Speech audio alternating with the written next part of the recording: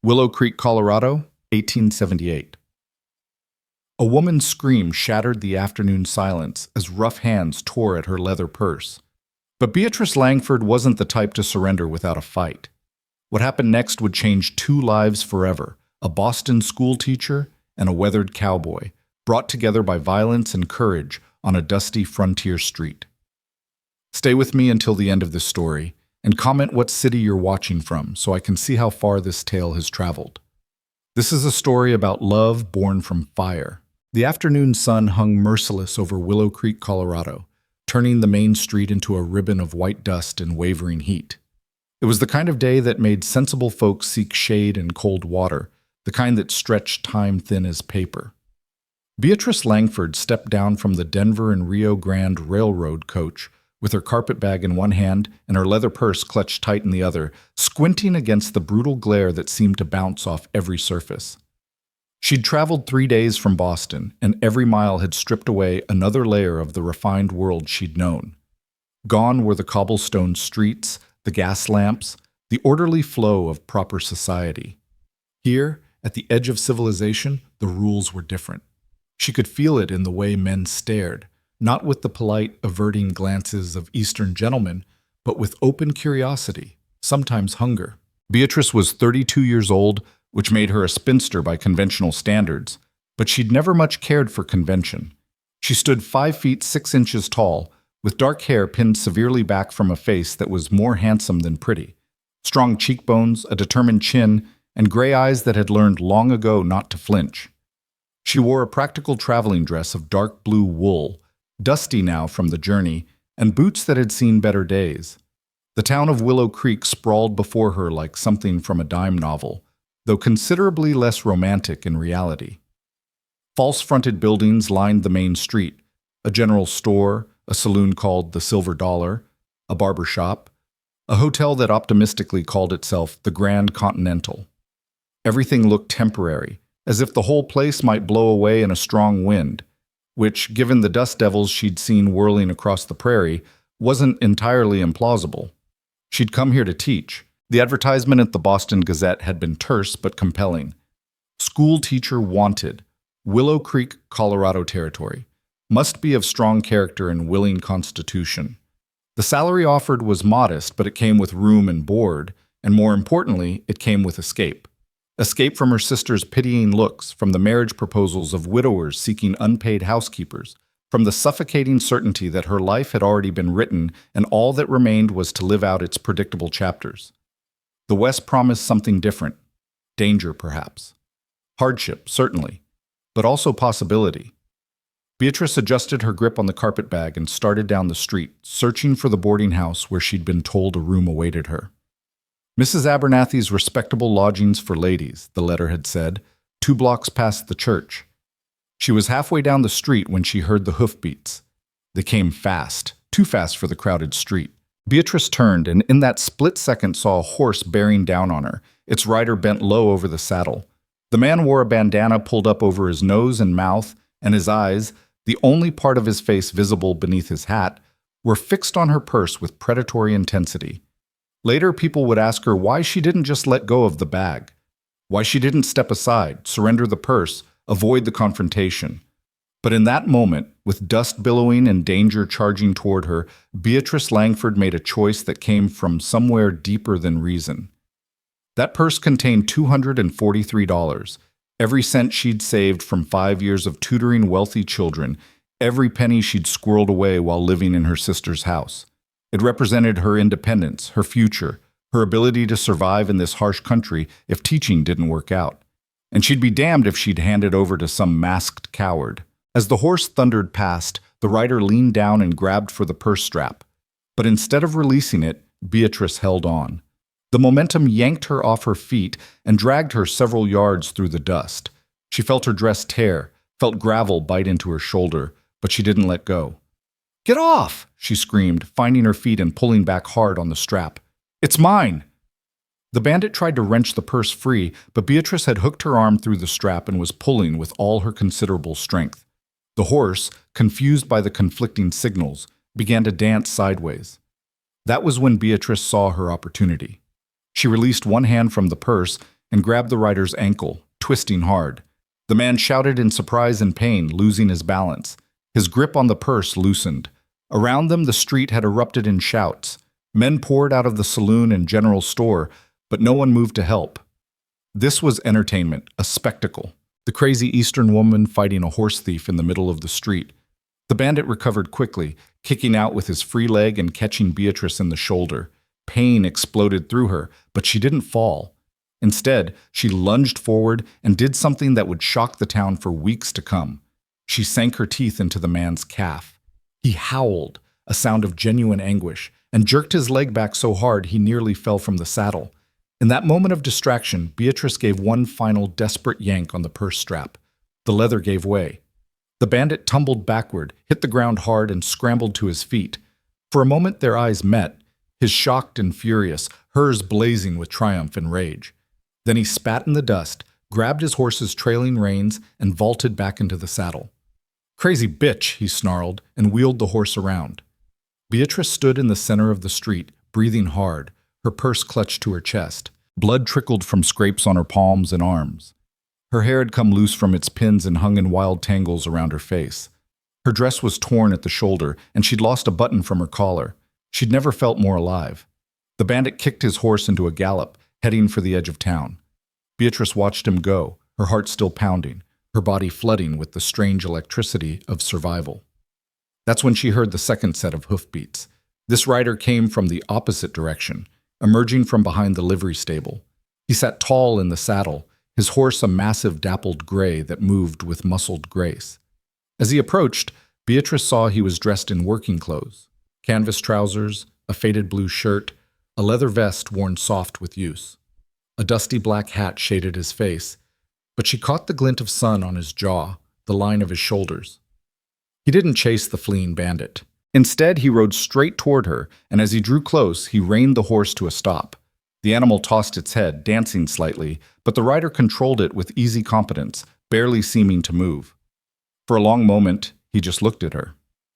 Beatrice found herself staring back, caught by something in his bearing, a quality of stillness that seemed rare in this violent, restless country. Then, slowly, he reached up and tipped his hat. "Ma'am," he said, his voice low and gravelly, warm as bourbon. "That's my kind of woman." The words hung in the dusty air between them. Around the street, the gathered crowd began to laugh and cheer, breaking the spell. Beatrice felt heat flood her face. Whether from embarrassment, anger, or something else entirely, she couldn't say. "I don't need your approval," she said sharply, her Boston accent crisp despite her breathlessness. "And I certainly didn't need your help." Something flickered in his eyes. Amusement, she thought, though his expression remained serious. "No, ma'am, I can see that. Looked to me like you had the situation well in hand, or in teeth." More laughter from the onlookers. Beatrice's flush deepened. The rider swung down from his saddle with fluid ease, and for the first time she got a clear look at him. He was tall, perhaps 6 feet, with broad shoulders and the lean, muscular build of someone who made his living through physical labor. His face was weathered by sun and wind, probably in his mid-30s, with deep lines around his eyes and mouth that spoke of squinting into distant horizons.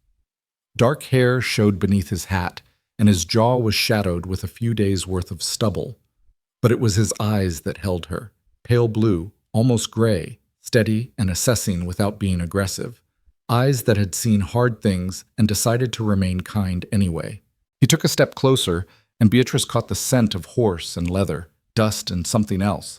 Sage, maybe, or prairie grass. "You're bleeding," he said quietly, gesturing to her scraped palms. Beatrice looked down at her hands, suddenly aware of the stinging pain. Blood mixed with dust on her skin, and she realized she was trembling, the aftermath of fear and adrenaline catching up with her.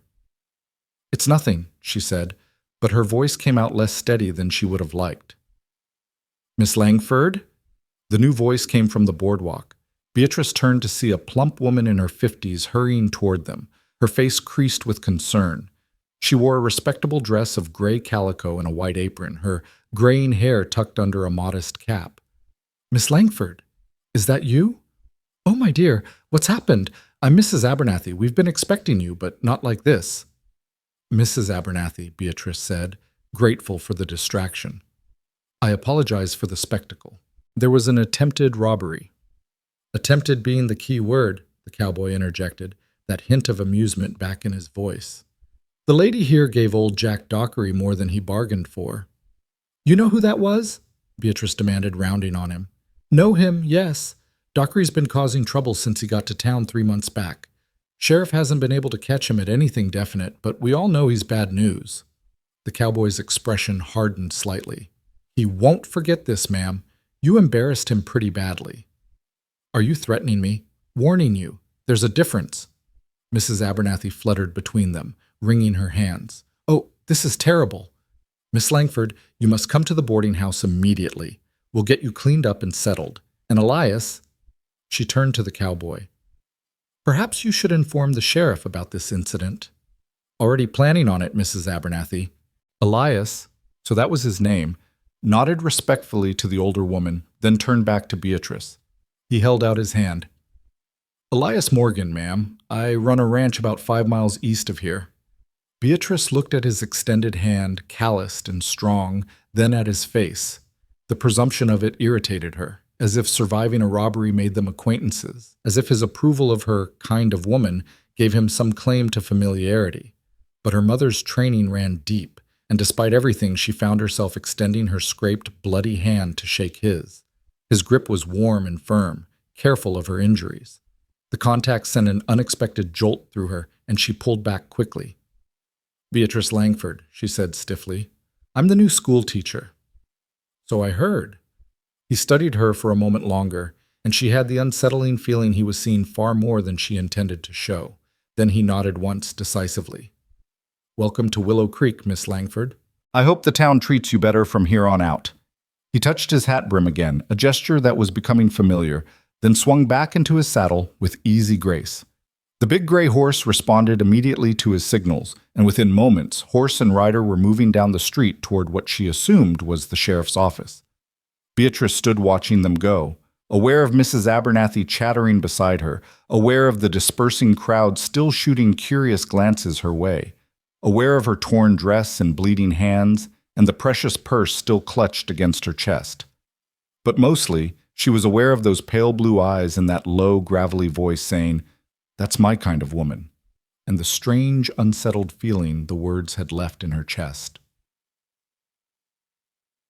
Mrs. Abernathy's respectable lodgings for ladies turned out to be a neat 2-story house with white clapboard siding and green shutters tucked on a quiet side street away from the saloons and rowdier establishments. A small porch wrapped around the front, furnished with 2 rocking chairs and a scattering of potted plants that struggled gamely against the harsh climate. Mrs. Abernathy kept up a steady stream of conversation as she ushered Beatrice inside, through a parlor furnished with mismatched but comfortable furniture, and up a narrow staircase to a small room under the eaves. Here we are, dear. It's not much, but it's clean and quiet. You'll share the washroom with Miss Patterson. She works at the dry goods store. And meals are served at 7 in the morning and 6 in the evening. No gentlemen callers above the first floor, and no alcohol on the premises. I run a respectable house.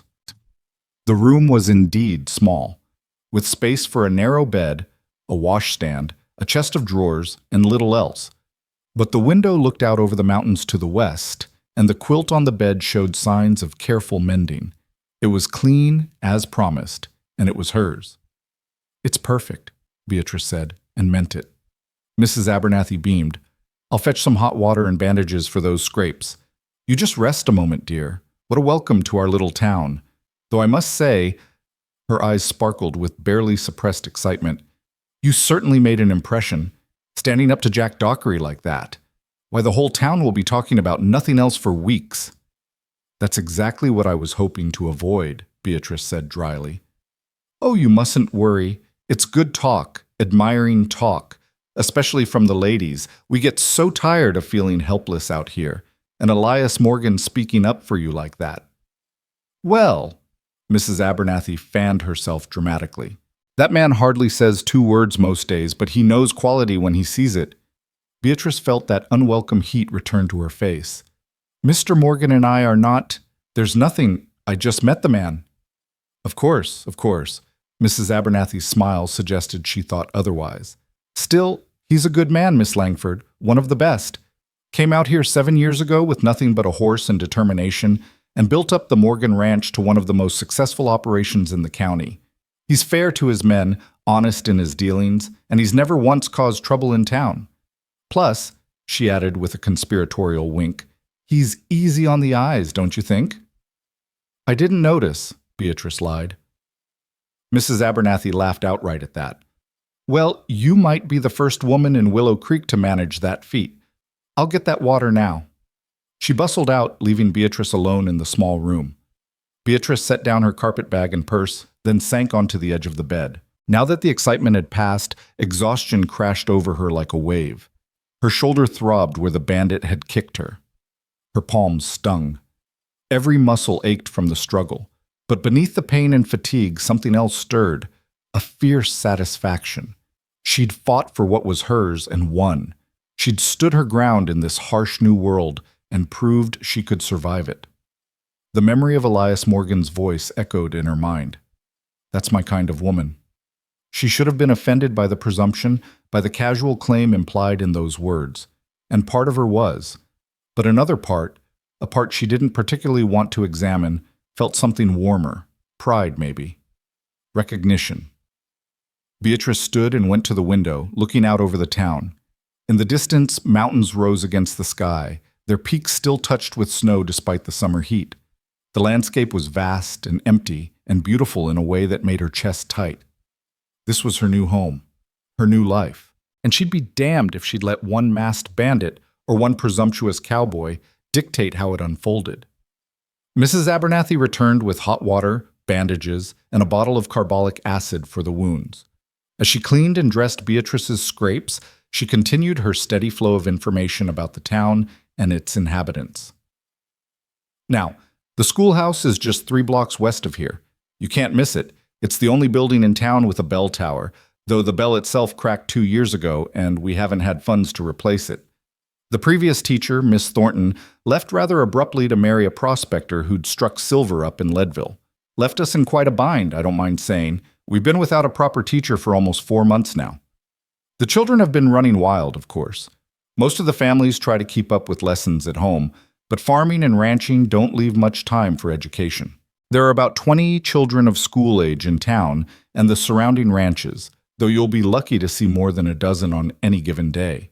The older boys especially, they're needed for work, and convincing their fathers to spare them even a few hours a week is like pulling teeth. What about the school board? Beatrice asked. Who will I be reporting to? Oh, we have a board, such as it is. Reverend Hutchins chairs it. He's a good man, though perhaps a bit old-fashioned in his views. Then there's Mayor Donovan, Mr. Chen, who runs the general store, and Mrs. Blackwood, the banker's wife. They'll want to meet with you tomorrow morning at the schoolhouse, I expect. Make sure you're suitable for the position. Mrs. Abernathy sniffed. As if fighting off a bandit didn't prove you're more than suitable. Beatrice smiled despite her fatigue. I hope they see it that way. They'd be fools not to. Now, you rest for a bit. Dinner is at 6, as I said. We're having beef stew, nothing fancy, but it's hearty. Miss Patterson will be there, and young Mr. Harding, who works at the bank. Respectable company. Mrs. Abernathy gathered up the soiled bandages and headed for the door, then paused. Oh, one more thing. The school board meets at 9 tomorrow morning. I'd suggest wearing your most conservative dress and pinning that hair up tight. Reverend Hutchins sets great store by proper appearance. After Mrs. Abernathy left, Beatrice unpacked her few belongings, wincing as her scraped palms protested the work. 2 more dresses, one dark green, one brown, both equally severe. A nightgown. Undergarments. A packet of letters from her sister that she probably wouldn't read. Her teaching certificate from the Boston Normal School. A daguerreotype of her parents, both dead now for 5 years. And at the bottom of the bag, wrapped carefully in cloth, 3 books. Shakespeare's sonnets, Whitman's Leaves of Grass, and a well-worn copy of Jane Eyre. Not exactly frontier reading, but they were the books she'd returned to again and again in her life.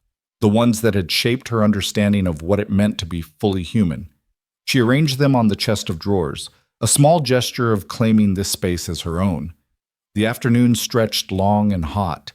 Beatrice tried to rest, but her mind was too active, replaying the attack, analyzing what she could have done differently, wondering what tomorrow's meeting would bring. Finally, she gave up and went to the window, watching the life of the town unfold below. Wagons rumbled past.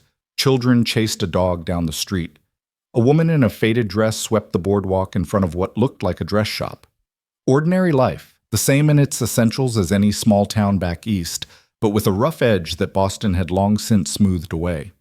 She found herself scanning the street for a tall figure on a gray horse, and caught herself with irritation. What did it matter where Elias Morgan was or what he was doing? He was nothing to her, a stranger who'd witnessed an embarrassing incident, nothing more. But her mind kept circling back to the way he'd looked at her, not with pity or shock or disapproval, but with something that might have been respect. And that low voice, "That's my kind of woman." What kind of woman was that exactly? The kind who fought for what was hers? The kind who didn't know when to let go? The kind who was too stubborn to accept help even when it was offered? Beatrice shook her head, annoyed at herself. It didn't matter. She was here to teach, to build a new life on her own terms. Romance, if that's what her body's unwelcome reaction had been, wasn't part of the plan. She'd seen too many capable women lose themselves in marriage, subsume their dreams and ambitions to their husband's needs. She would not be that woman. Oh, dinner at Mrs. Abernathy's table was a surprisingly pleasant affair. Miss Patterson turned out to be a cheerful young woman of about 25, with red hair and a spattering of freckles across her nose.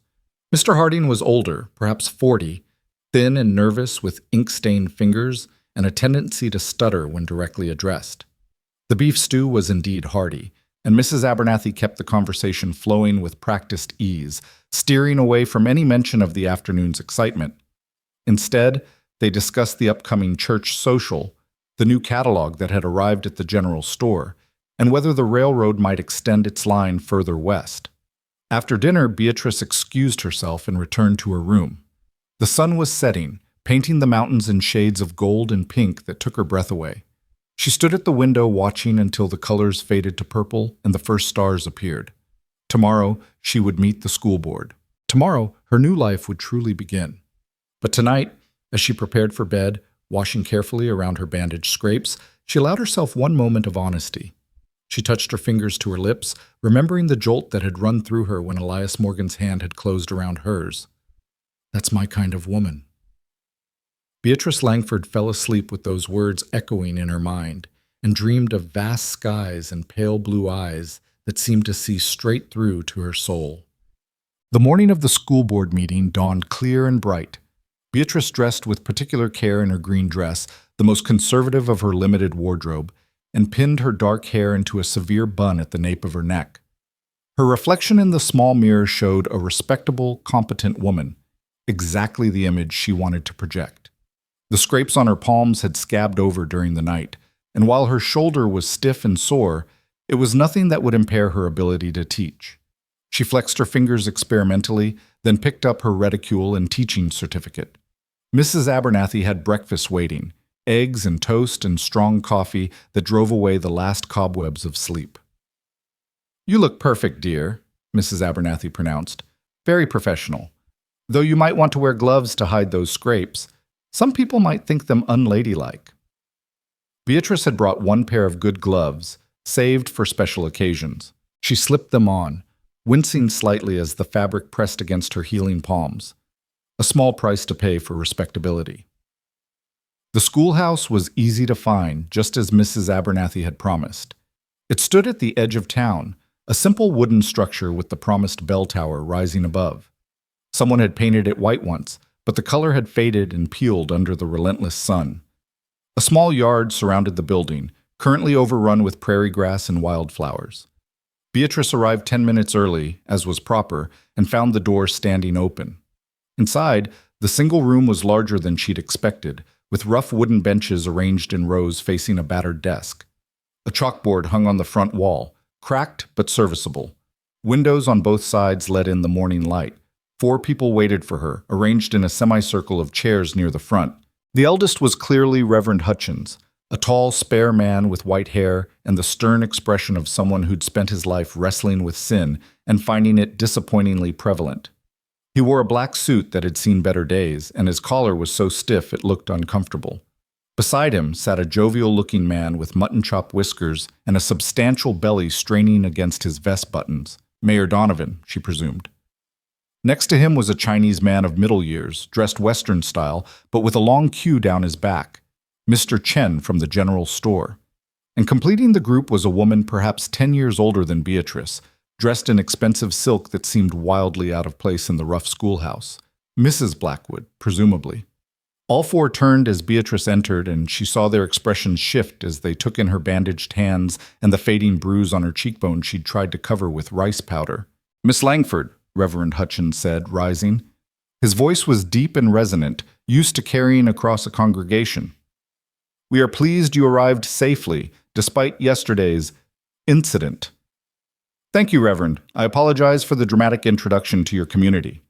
"Not at all, not at all," Mayor Donovan boomed, also rising.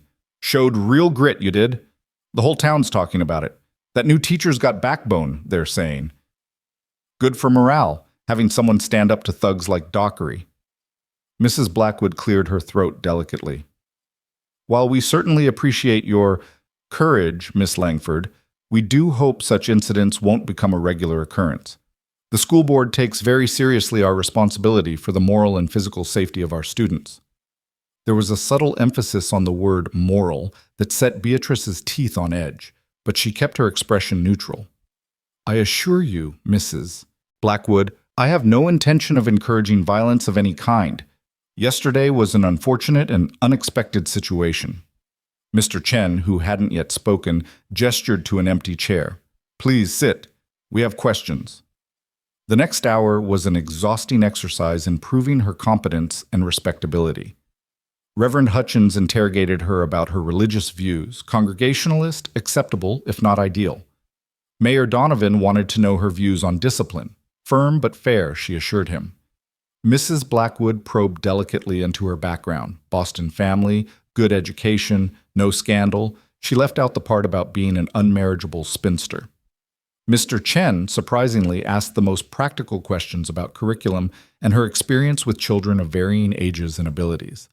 Throughout it all, Beatrice kept her answers measured and professional, revealing nothing of her inner fire or her more progressive educational theories. These could be introduced gradually, once she'd proven herself indispensable. Finally, Reverend Hutchins folded his hands and fixed her with a penetrating stare. "Miss Langford, you come highly recommended, and your credentials are impressive. However, we must be frank. Willow Creek is a rough town, still finding its way toward civilization. We need a teacher who will not only educate our children in reading and arithmetic, but who will serve as a moral example. A woman of unimpeachable character and behavior. Can you be that woman?" Beatrice met his gaze steadily. "I can, Reverend. I take my responsibilities seriously, both as an educator and as a member of any community I join." "You're unmarried." It wasn't a question, but she answered anyway. "Yes." "You're also 32 years old, by your own admission, somewhat mature for a single woman." Mrs. Blackwood's tone made it clear this was not a compliment. "I've dedicated my life to education," Beatrice said evenly. "I had opportunities for marriage, but I chose my vocation instead." "And you're not? That is to say, you don't hold any radical views about women's rights or other such modern notions?" Mrs. Blackwood leaned forward slightly. "We've heard disturbing reports from back east about women demanding the vote and other inappropriate political involvement." Ah, here was the real test. Beatrice chose her words carefully. "I believe that women have a vital role to play in civilizing society through education and moral example. As for politics, I leave such matters to those with more knowledge of public affairs than myself." It was a careful non-answer that seemed to satisfy Mrs. Blackwood, though Beatrice felt a twinge of guilt at the evasion. She did believe women should have the vote, passionately, but she also believed that children deserved education, and if she had to keep her more progressive views quiet in order to provide that education, so be it. "Well," Mayor Donovan said, slapping his thighs decisively, "I think Miss Langford here is exactly what we need. Shows courage, knows her books, and she's already famous in town. Why, half the families will send their children just to meet the lady who fought off Jack Dockery." "I concur," Mr. Chen said quietly. "We need teacher." Miss Langford is qualified. She should start soon. Reverend Hutchins looked less convinced, but finally nodded. Very well. Miss Langford, welcome to Willow Creek School. You'll begin on Monday. That gives you 4 days to prepare the classroom and familiarize yourself with the materials we have available. Your salary will be $30 per month, paid quarterly. Mrs. Abernathy's lodging will be paid separately by the town. Are these terms acceptable? Perfectly acceptable. Thank you. Mrs. Blackwood stood, smoothing her silk skirts. I'll have my daughter Emily attend starting Monday. She's 11 and quite advanced for her age. I trust you'll be able to challenge her appropriately.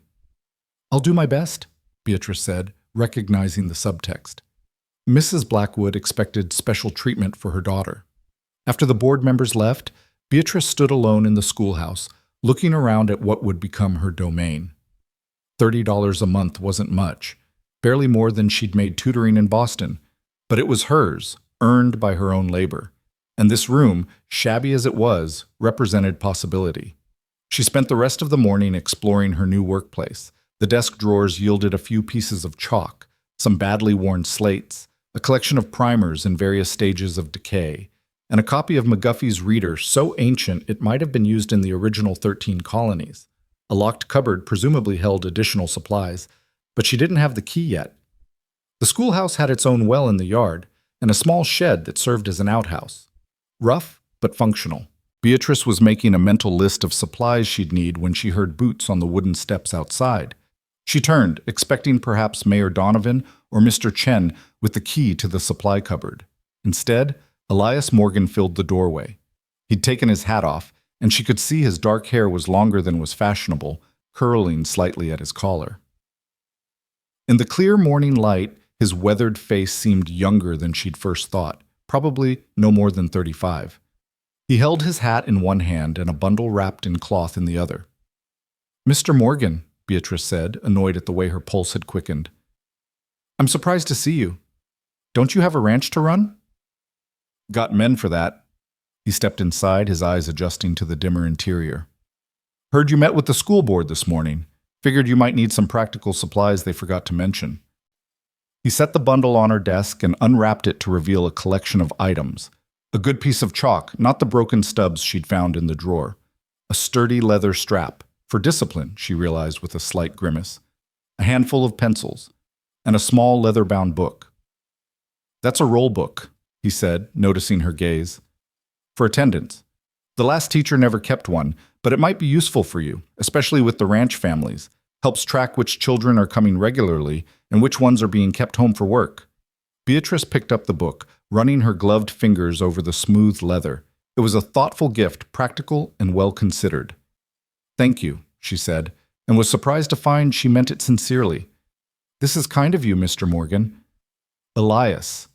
He shifted his weight slightly, suddenly seeming less comfortable. "And it's not just kindness. I have a vested interest in the school." "Oh?" Beatrice raised an eyebrow. "Do you have children I should know about?" "No. No wife, no children." He said it simply, stating facts. "But I employ 15 men at the ranch, and most of them can't read. I can teach them basic arithmetic for ranch accounts, but reading and writing, that's beyond me. Was hoping maybe you'd consider evening classes for adults. I'd pay for materials, and I'd make sure my men attended." It was an unexpected proposal, and an intriguing one. Beatrice set down the roll book and studied him more carefully. "You read and write," she observed. "Your note to Mrs. Abernathy arranging these supplies was well written." "Wasn't always that way." Elias looked past her, out the window toward the mountains. "Grew up poor as dirt in Missouri. My pa was a sharecropper, couldn't read a word. Figured I'd follow the same path. But when I was about 12, there was a teacher came through, young man, fresh from some college back east. He'd sit up under a tree every afternoon and teach anyone who'd sit still long enough. Most folks weren't interested, but I was." His voice had taken on a reflective quality, remembering. "Changed my life, learning to read. Suddenly I could understand contracts, keep proper accounts, read about places I'd never been. That teacher stayed maybe 3 months before moving on, but he gave me tools I've used every day since. Figured I owe him a debt I can't repay, but maybe I can pass it forward. Help my men get the same chance I did." Beatrice felt something shift in her chest, a softening she hadn't anticipated. Here was a man who understood what she understood. That education wasn't just about memorizing facts, but about opening doors, expanding possibilities, fundamentally changing what a life could be. I'd be happy to offer evening classes, she said quietly. Though I'll need to establish the day school first, make sure I'm meeting the board's expectations. Perhaps in a few weeks? That'd be fine. Elias turned back to her, and their eyes met. The pale blue of his gaze seemed to see more than she wanted to reveal.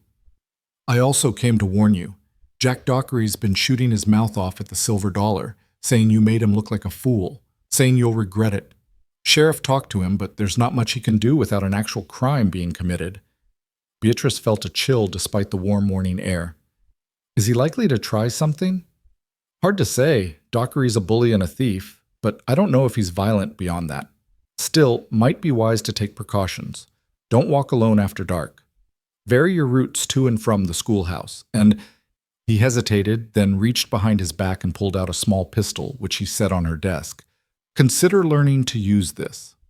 Beatrice stared at the gun. It was small, designed for a woman's hand, with an elegant pearl handle that seemed at odds with its deadly purpose. I don't know how to shoot. I could teach you. Elias said it simply, as if offering to teach her to ride a horse or play checkers. Sunday afternoon, if you're willing. My ranch isn't far. You could ride out. I'd give you a few lessons. Have you back to town before dark. Mrs. Abernathy could chaperone if you're worried about propriety. It was a reasonable offer, practical even, but Beatrice heard the echo of Mrs. Blackwood's questions about her character, felt the weight of the school board's expectations. I appreciate the offer, Mr. Morgan, Elias, but I think it would be unwise. I'm new here, and I need to establish my reputation as a sober, respectable woman. Being seen riding out to a bachelor's ranch, even with a chaperone, would undermine that. Something flickered across his face.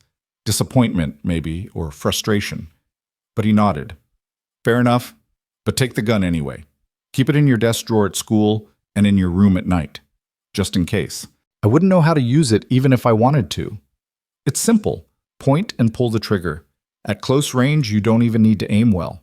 He demonstrated with empty hands, his movements practiced and efficient. Safety's here. Keep it on unless you're actually intending to shoot. It holds 6 rounds. I'll leave extra ammunition. He produced a small box of bullets from his vest pocket and set them beside the gun. Then he stepped back, giving her space. Your choice, Miss Langford. But out here, being practical often matters more than being proper. Something to think about.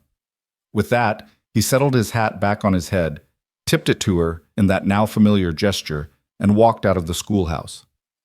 Beatrice stood for a long moment, staring at the gun on her desk. Everything in her Boston upbringing recoiled from it. Nice women didn't handle weapons, didn't prepare for violence, didn't acknowledge the brutality that lurked beneath civilization's thin veneer. But she wasn't in Boston anymore. Finally, carefully, she picked up the pistol.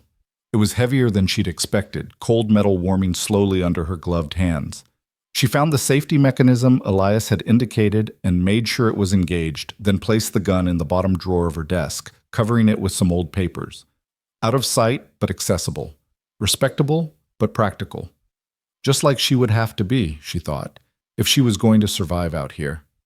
The rest of the day passed in a blur of practical tasks, taking inventory of the few books and supplies available, planning her first week's lessons, scrubbing the worst of the grime from the windows and desks.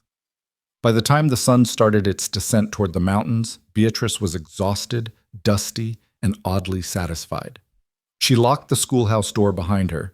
The key had been delivered by Mr. Chen in the afternoon, along with a slate of information about which children to expect, and started back toward Mrs. Abernathy's. The street was quieter now, the afternoon heat driving most people indoors. Beatrice walked slowly, savoring the relatively cool air, watching the long shadows stretch across the dusty road. She was almost to the boarding house when she heard the voice. Well, well, if it ain't the biting lady. Beatrice stopped, her heart suddenly pounding. Jack Dockery leaned against the wall of the dress shop, his arms crossed over his chest. In the slanting light, she could see his face clearly for the first time, thin and sharp-featured, with mean little eyes and a weak chin, the kind of man who needed to prey on others to feel strong.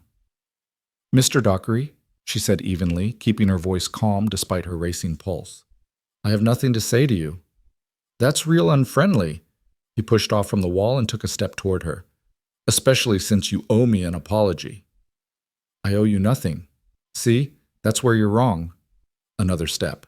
He was close enough now that she could smell the whiskey on his breath, see the yellowed teeth behind his sneer. You embarrassed me in front of the whole town. Made me look weak. Can't let that stand, can I?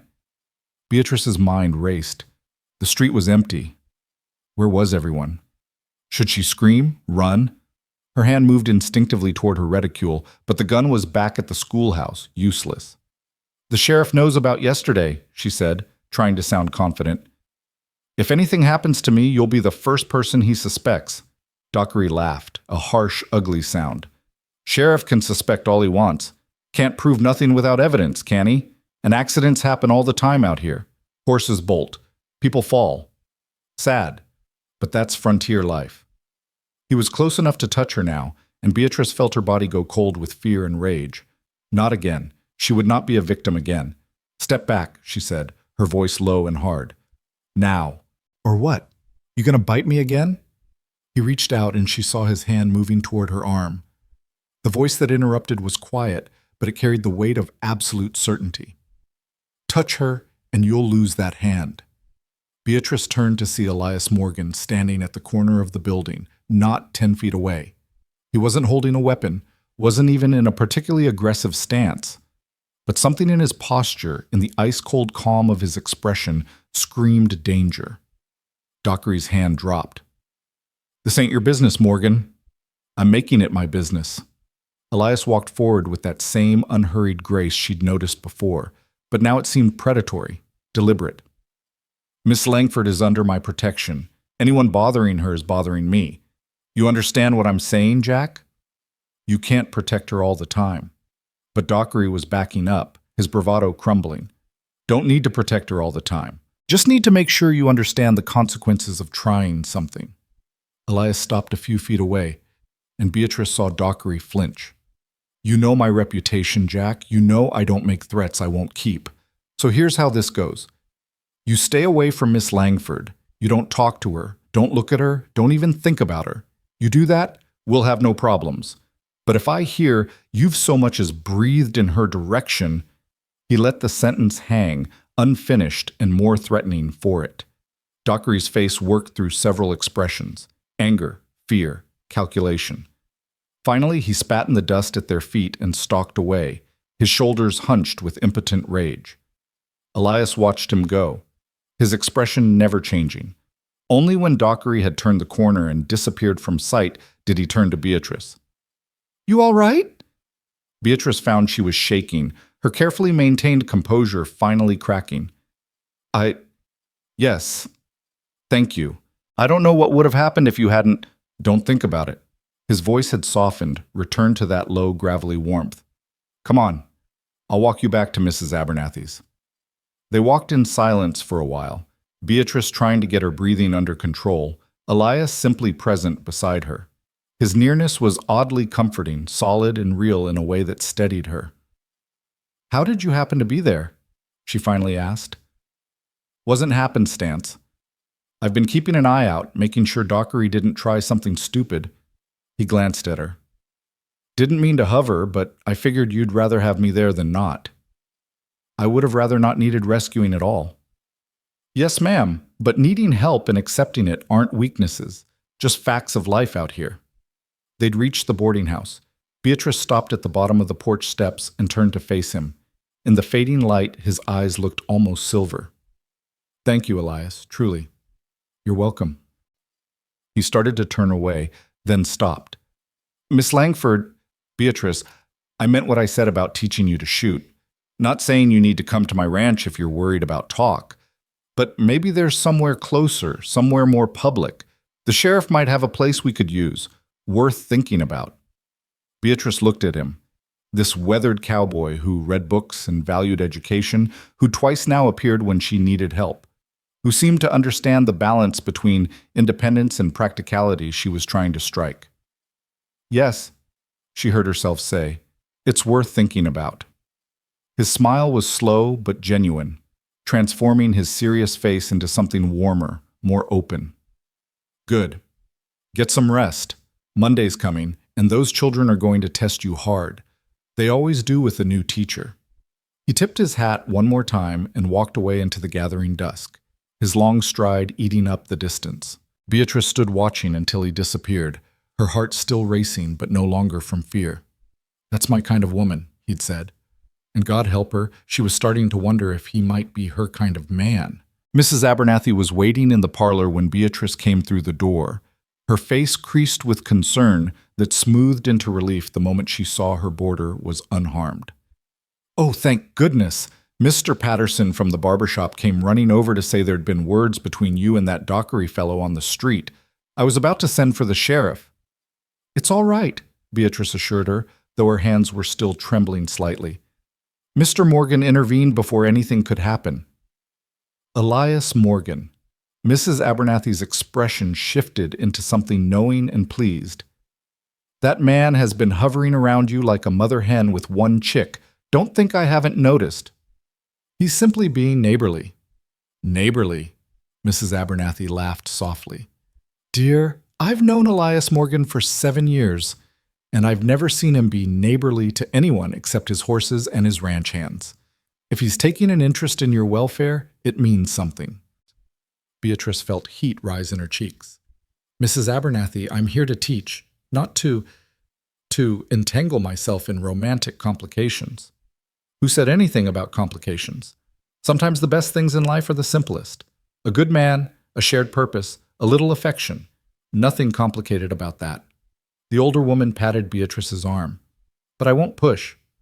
You've had a long day. Dinner will be ready in an hour. Why don't you rest?" Beatrice climbed the stairs to her small room, grateful for the solitude. She sank onto the bed, her mind churning through the day's events. The school board meeting with its careful interrogation, the dusty schoolhouse that would become her domain, the gun hidden in her desk drawer. And Elias Morgan, appearing twice now at exactly the right moment, his quiet strength both reassuring and unsettling. She'd come west to escape the confines of her old life, to prove she could stand alone. The last thing she needed was to develop feelings for a cowboy who already seemed to think she needed protecting. And yet, that night, Beatrice lay awake long after the house had gone quiet, staring at the ceiling and trying not to think about pale blue eyes and calloused hands and a voice that said her name like it meant something.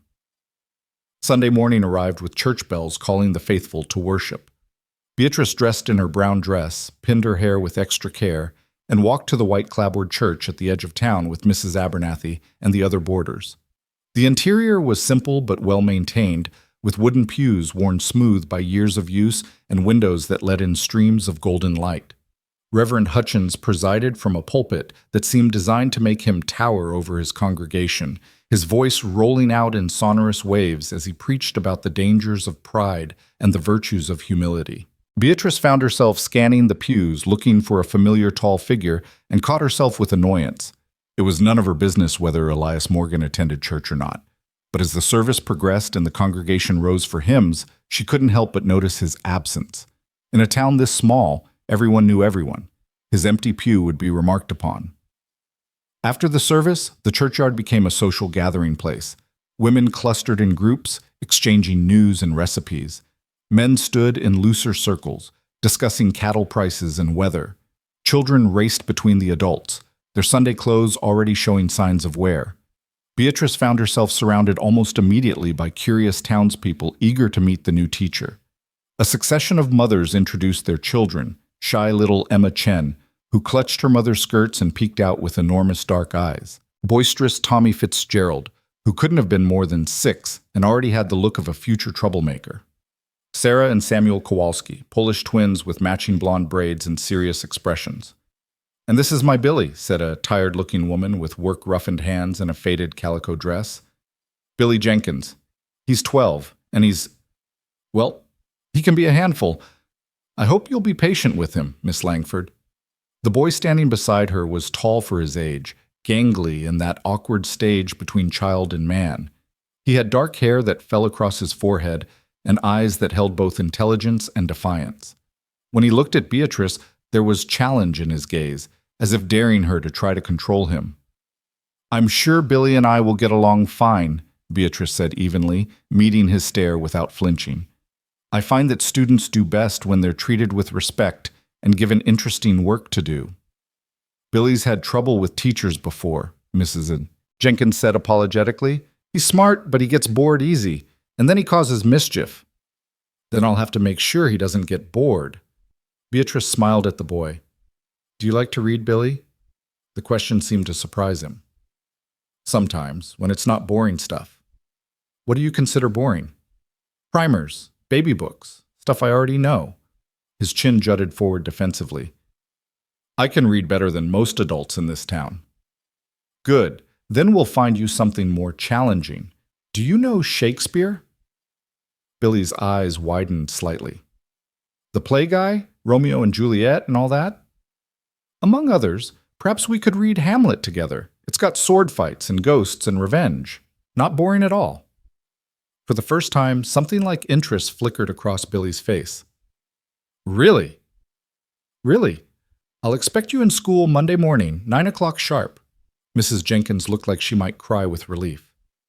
"Thank you, Miss Langford, truly. He's a good boy, just spirited." After the Jenkins moved on, Beatrice found herself approached by Mrs. Blackwood, resplendent in a dress that probably cost more than Beatrice's entire wardrobe. At her side was a girl of about 11 with perfect blonde ringlets and a pinched, superior expression. "Miss Langford, this is my daughter Emily. Emily, make your curtsy to your new teacher." Emily's curtsy was technically perfect, but utterly without warmth. "How do you do, Miss Langford?"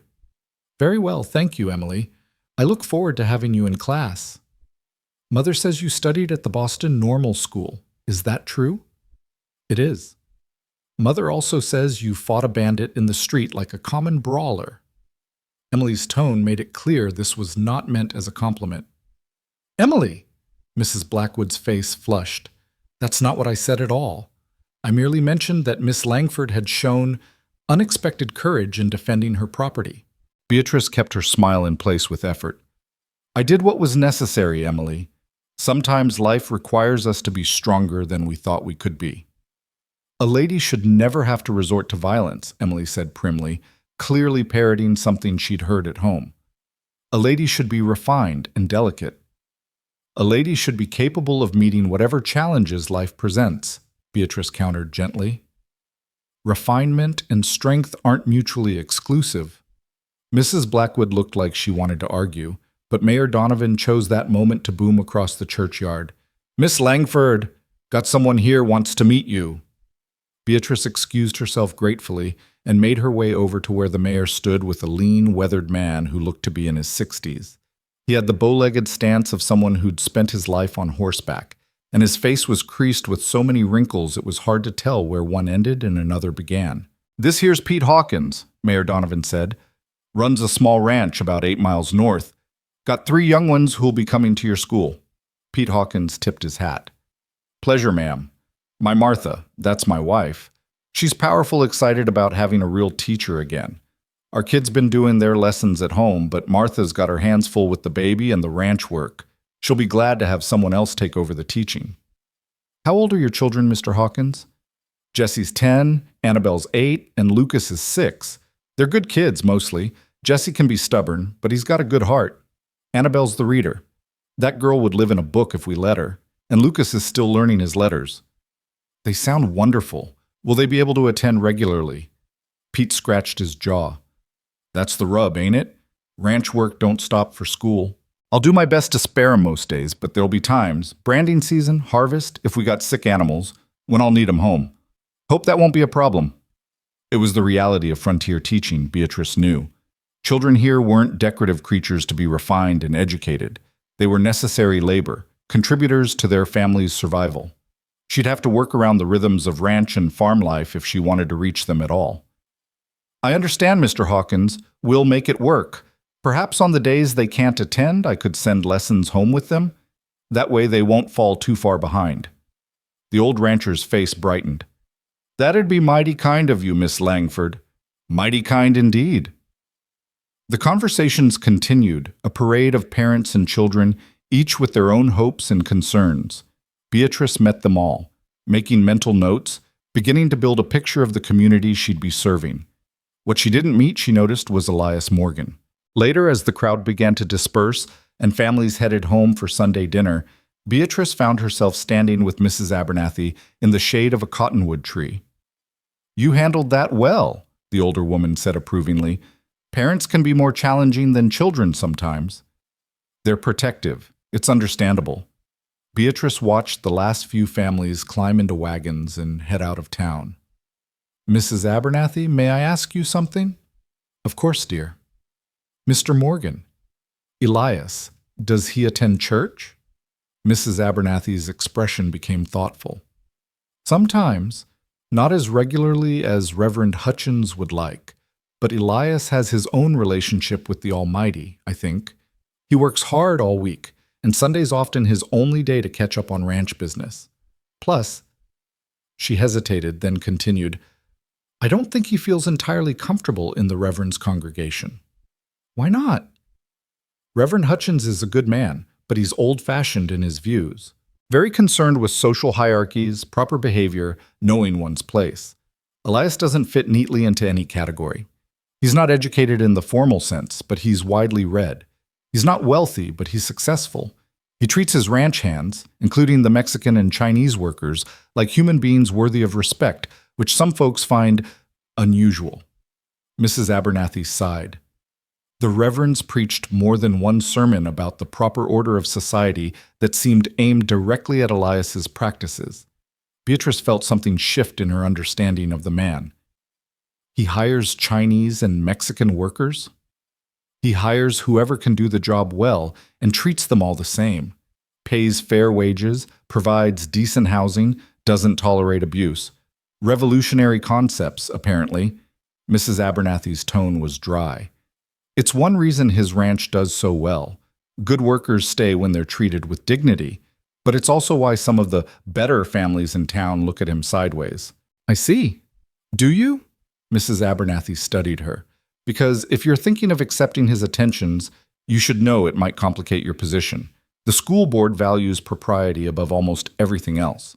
Association with someone who challenges social conventions could be problematic." Beatrice felt a flash of irritation. "I'm not accepting his attentions. We barely know each other."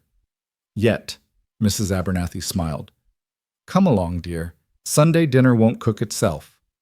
Monday morning dawned clear and bright, and Beatrice woke with her stomach tied in knots. First day of school, first real test of whether she could handle this life she'd chosen. She dressed with care in her green dress, pinned her hair severely, and ate breakfast without tasting a bite. Mrs. Abernathy packed her a lunch basket and wished her luck with a knowing smile that did nothing to calm her nerves. The walk to the schoolhouse felt both too short and too long. With every step, Beatrice rehearsed her opening remarks, mentally reviewed her lesson plans, wondered if she'd prepared enough or too much, or entirely the wrong things. She arrived to find a handful of children already waiting in the yard, running and playing in the early morning coolness. They stopped when they saw her, sudden silence falling as they stared at the stranger who would be their teacher. Beatrice straightened her shoulders and walked up the steps. "Good morning," she called out, her voice carrying across the yard. "I'm Miss Langford, and I'm pleased to meet all of you. Classes begin at 9 o'clock. Please be inside and seated by then." She unlocked the door and went inside, setting her basket on the desk and taking a moment to steady her breathing. Through the window, she could see more children arriving, some walking from town, others being dropped off by parents in wagons. At precisely 9 o'clock, she walked to the door and rang the small handbell she'd found in the supply cupboard. The children filed in, some curious, some apprehensive, some openly defiant. She counted 14 in total. Not the full 20 Mrs. Abernathy had mentioned, but a respectable start. They ranged in age from little Lucas Hawkins, who looked small and lost in the front row, to Billy Jenkins in the back, his long legs stretched out and his arms crossed in a posture of calculated boredom. Beatrice stood before them, these children of the frontier, and felt the weight of responsibility settle on her shoulders. They'd been without a teacher for months. Some had probably given up hope of ever getting a real education. Others were here only because their parents forced them to attend. It was her job to change that, to make them care about learning, about books, about ideas, to show them that education could be more than drudgery. It could be magic. "Good morning," she said again, and this time her voice was steady, confident. "Welcome to Willow Creek School. My name is Miss Beatrice Langford, and I'm honored to be your teacher. Before we begin, I'd like each of you to stand, tell me your name, your age, and one thing you'd like to learn this year. We'll start in the front row." Little Emma Chen stood first, so small she barely reached the top of the desk. "My name is Emma Chen. I'm 7. I want to learn to read better." Her voice was barely above a whisper, but Beatrice smiled at her encouragingly. "Excellent, Emma. Reading better is a wonderful goal." They went around the room. Tommy Fitzgerald wanted to learn about dinosaurs. The Kowalski twins wanted to learn to write letters to their grandmother in Poland. Annabelle Hawkins wanted to read every book in the schoolhouse. Emily Blackwood wanted to learn French, delivered with a pointed look that suggested she doubted Beatrice was capable of teaching it. When they reached Billy Jenkins in the back row, he stood slowly, deliberately, taking his time. Billy Jenkins. 12. "I want to learn something that's actually useful, not just baby stuff." Several children giggled. Beatrice met his challenging stare calmly. "What do you consider useful, Billy?" He seemed surprised by the question. "I don't know, real things. How the world works. Not just reading primers and doing sums." "Fair enough. This year, among other things, we'll study natural science, geography, history, literature, mathematics, and composition. We'll read Shakespeare, as I promised. We'll learn about the solar system, the human body, the history of civilizations. We'll write essays about topics that matter to you. We'll have debates about important questions. Does that sound useful?" Billy's expression shifted from defiance to cautious interest. "I guess so." "Good. Please be seated." She'd won the first small battle. Billy Jenkins had come prepared to hate her, to test her, to force her to throw him out so he could quit school with honor. Instead, she'd listened to him, taken him seriously, promised him challenge rather than condemnation. It wasn't a victory yet, but it was a start. The morning passed in a blur of assessment and organization. Beatrice had the children read aloud so she could gauge their abilities, had them solve arithmetic problems, had them write a short paragraph about their summer. The range of skills was staggering. Emma Chen could barely read simple words, while Billy Jenkins was working through a book of poetry he'd brought from home. Some children formed their letters with painstaking care. Others scrawled illegibly. She'd have to teach them as individuals, not as a uniform mass. It would be exhausting, but it was the only way to reach them all. At noon, she dismissed them for lunch. Most of the children produced parcels of food from home and scattered around the yard to eat. Beatrice sat at her desk, eating the sandwiches Mrs. Abernathy had packed, and tried not to feel overwhelmed by the task before her. She was reviewing her afternoon lesson plans when a shadow fell across her desk. She looked up to find Billy Jenkins standing there, his expression uncertain. "Miss Langford, can I ask you something?" "Of course, Billy." "Did you really bite that bandit, like everyone's saying?" So much for keeping her reputation untarnished. "Yes, I did." "Why?" It was a fair question. Beatrice set down her sandwich and considered her answer carefully. "Because he was trying to take something that belonged to me, and I wasn't willing to let him have it without a fight. Sometimes, Billy, standing up for yourself means doing things that aren't pretty or proper. It means fighting back even when you're scared, even when you might lose." Billy nodded slowly, absorbing this. "My pa says women shouldn't fight, says it's unnatural." "What do you think?" The question clearly surprised him. I think maybe women should be able to fight if they need to. Seems wrong that only men get to defend themselves." "I agree.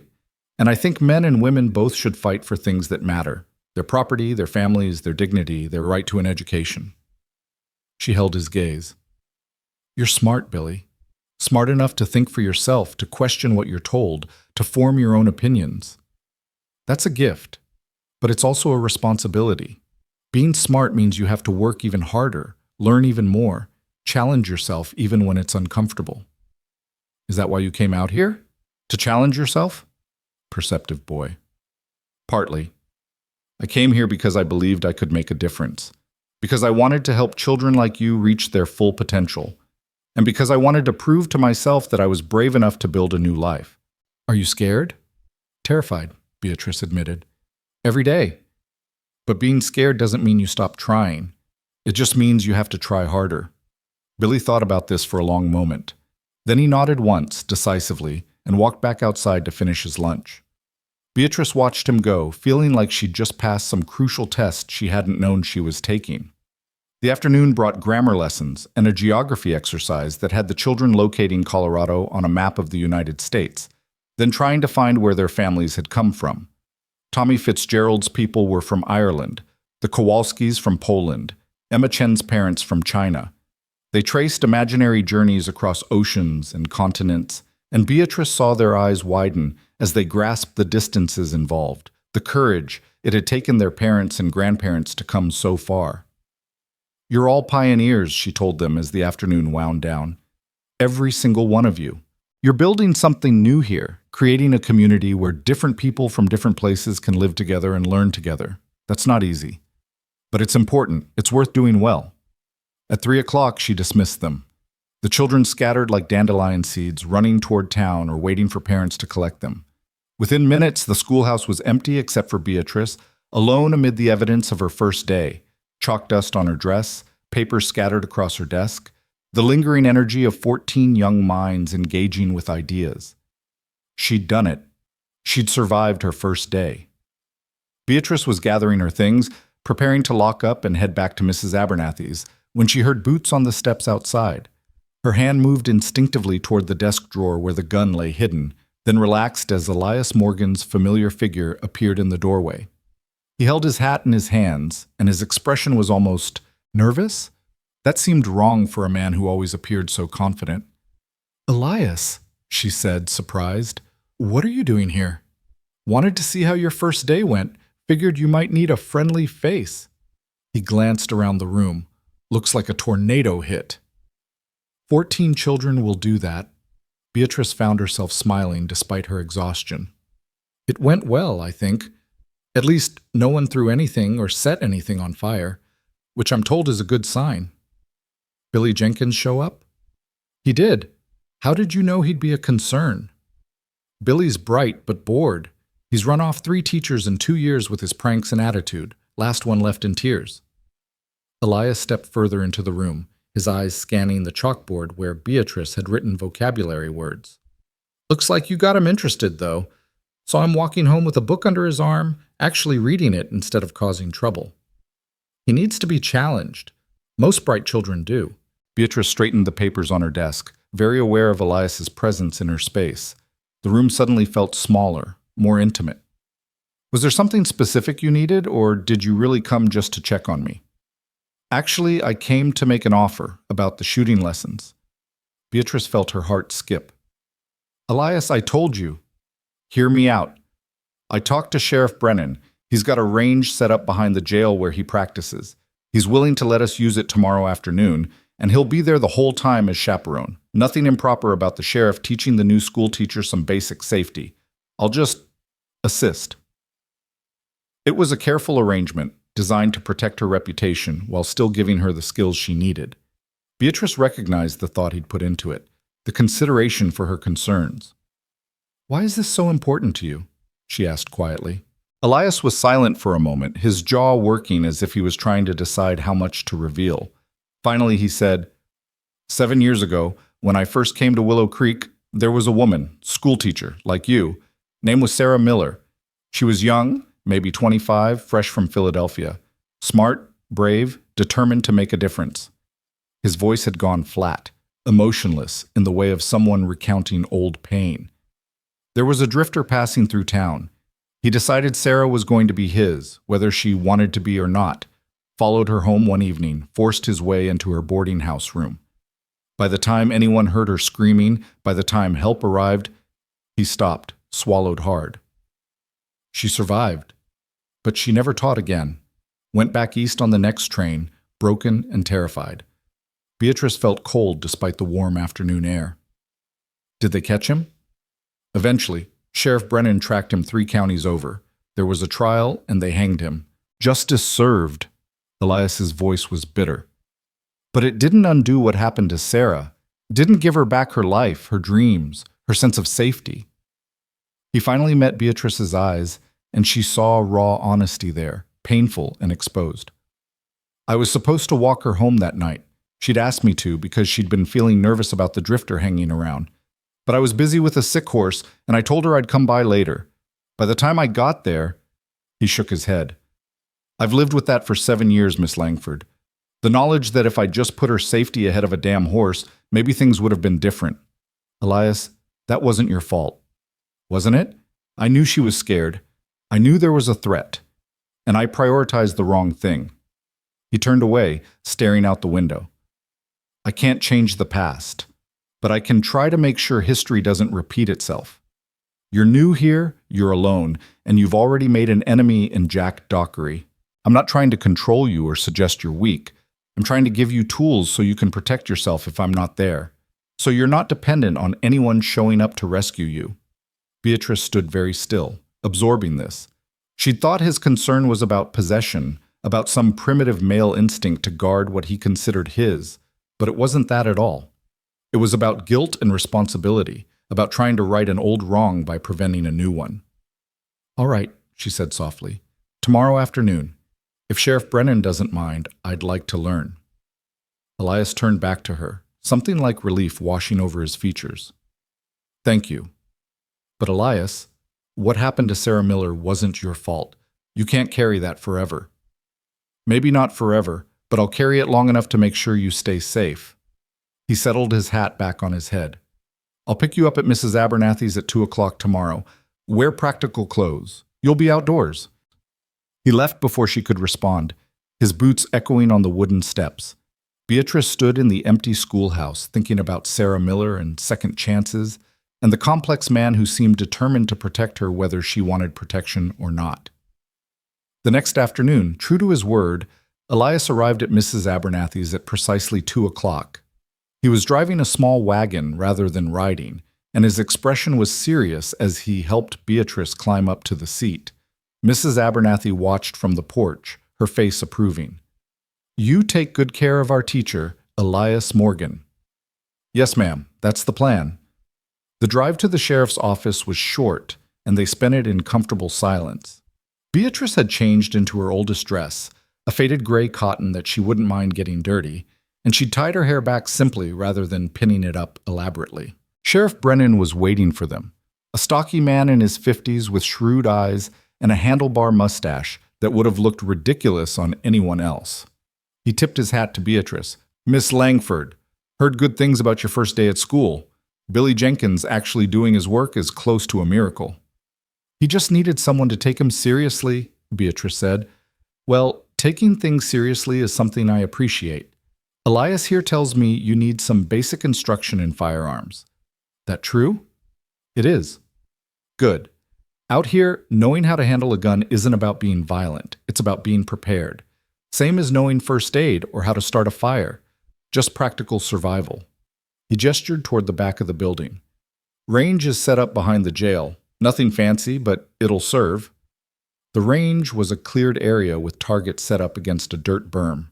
Sheriff Brennan had arranged several bottles and cans at varying distances, and Beatrice could see the marks of previous practice sessions.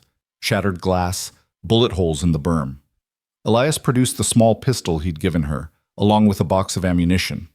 In the bright afternoon light, the gun looked less elegant and more utilitarian, a tool rather than an object. First rule, Sheriff Brennan said, always assume a gun is loaded. Always. Even if you just checked, even if someone tells you it's not, you treat it like it could fire at any moment. For the next hour, they walked Beatrice through the basics. How to hold the gun properly, how to aim, how to squeeze the trigger rather than pulling it, how to reload. Sheriff Brennan did most of the talking, his instructions clear and patient, while Elias demonstrated when words weren't enough. Beatrice fired her first shot and nearly dropped the gun at the recoil. The noise was deafening, the kick stronger than she'd expected. The bullet went wild, missing the target by several feet. That's normal, Elias said quietly, standing close beside her. Try again. Feet shoulder-width apart, bend your knees slightly, both hands on the grip. Support your shooting hand with your other hand. When you aim, line up the sights. See those little notches? That's what you use. She tried again and again and again. Her arms began to ache, her ears rang despite the cotton wool Sheriff Brennan had given her to stuff in them. But gradually, slowly, she began to improve. The shots came closer to the targets. She hit a bottle on her 9th try, and the satisfaction she felt when it shattered was primal and fierce. "Good," Elias murmured. Again. By the time the afternoon shadows had grown long, Beatrice had gone through nearly 50 rounds of ammunition. She'd hit more targets than she'd missed on her final attempts, and while she knew she was far from expert, she felt competent. If Jack Dockery or anyone else tried to threaten her, she could defend herself. "You did well," Sheriff Brennan said as they cleaned up. "Better than most folks on their first day. You've got steady hands and good focus. Practice regularly, and you'll be just fine." "Thank you, Sheriff. I appreciate you taking the time. My job is keeping people safe. If I can teach you to keep yourself safe, that makes my job easier." He nodded to Elias. "You two better head back before folks start talking, though Lord knows they're probably talking anyway." On the drive back to Mrs. Abernathy's, Beatrice was very aware of the gun tucked in her reticule, the weight of it somehow comforting now, rather than frightening. She was also aware of Elias beside her, the solid presence of him, the way his hands controlled the reins with easy competence. "Thank you," she said finally, "for arranging this, for caring enough to insist. You don't need to thank me for doing what's right. Still, it means something." She hesitated, then added, "You can't save everyone, Elias. What happened to Sarah Miller was terrible, but it wasn't your responsibility." "Wasn't it? Out here, we're all responsible for each other. That's how communities survive. We look out for one another, protect the vulnerable, stand up when something's wrong." He glanced at her. "You did that when you fought Dockery. You could have let him take your purse, avoided trouble, stayed safe. But you fought because that money mattered to you, because you knew that if you gave in once, you'd be giving in forever." "Yes," Beatrice said quietly. "That's exactly why." "Then you understand. Some things are worth fighting for, and some people—" He stopped, seemed to reconsider his words. "Some people deserve to be protected until they can protect themselves." They'd reached Mrs. Abernathy's. Elias helped Beatrice down from the wagon, his hand steady on her waist for just a moment longer than strictly necessary.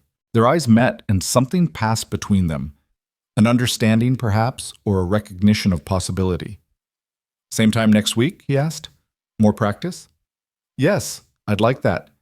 He smiled, that slow transformation of his serious face that made something warm bloom in Beatrice's chest. "See you at church Sunday, then. I'll try to actually attend this time." He drove away, and Beatrice stood watching until the wagon disappeared around the corner. Then she went inside, where Mrs. Abernathy was pretending she hadn't been watching from the window. "Productive afternoon?" the older woman asked innocently.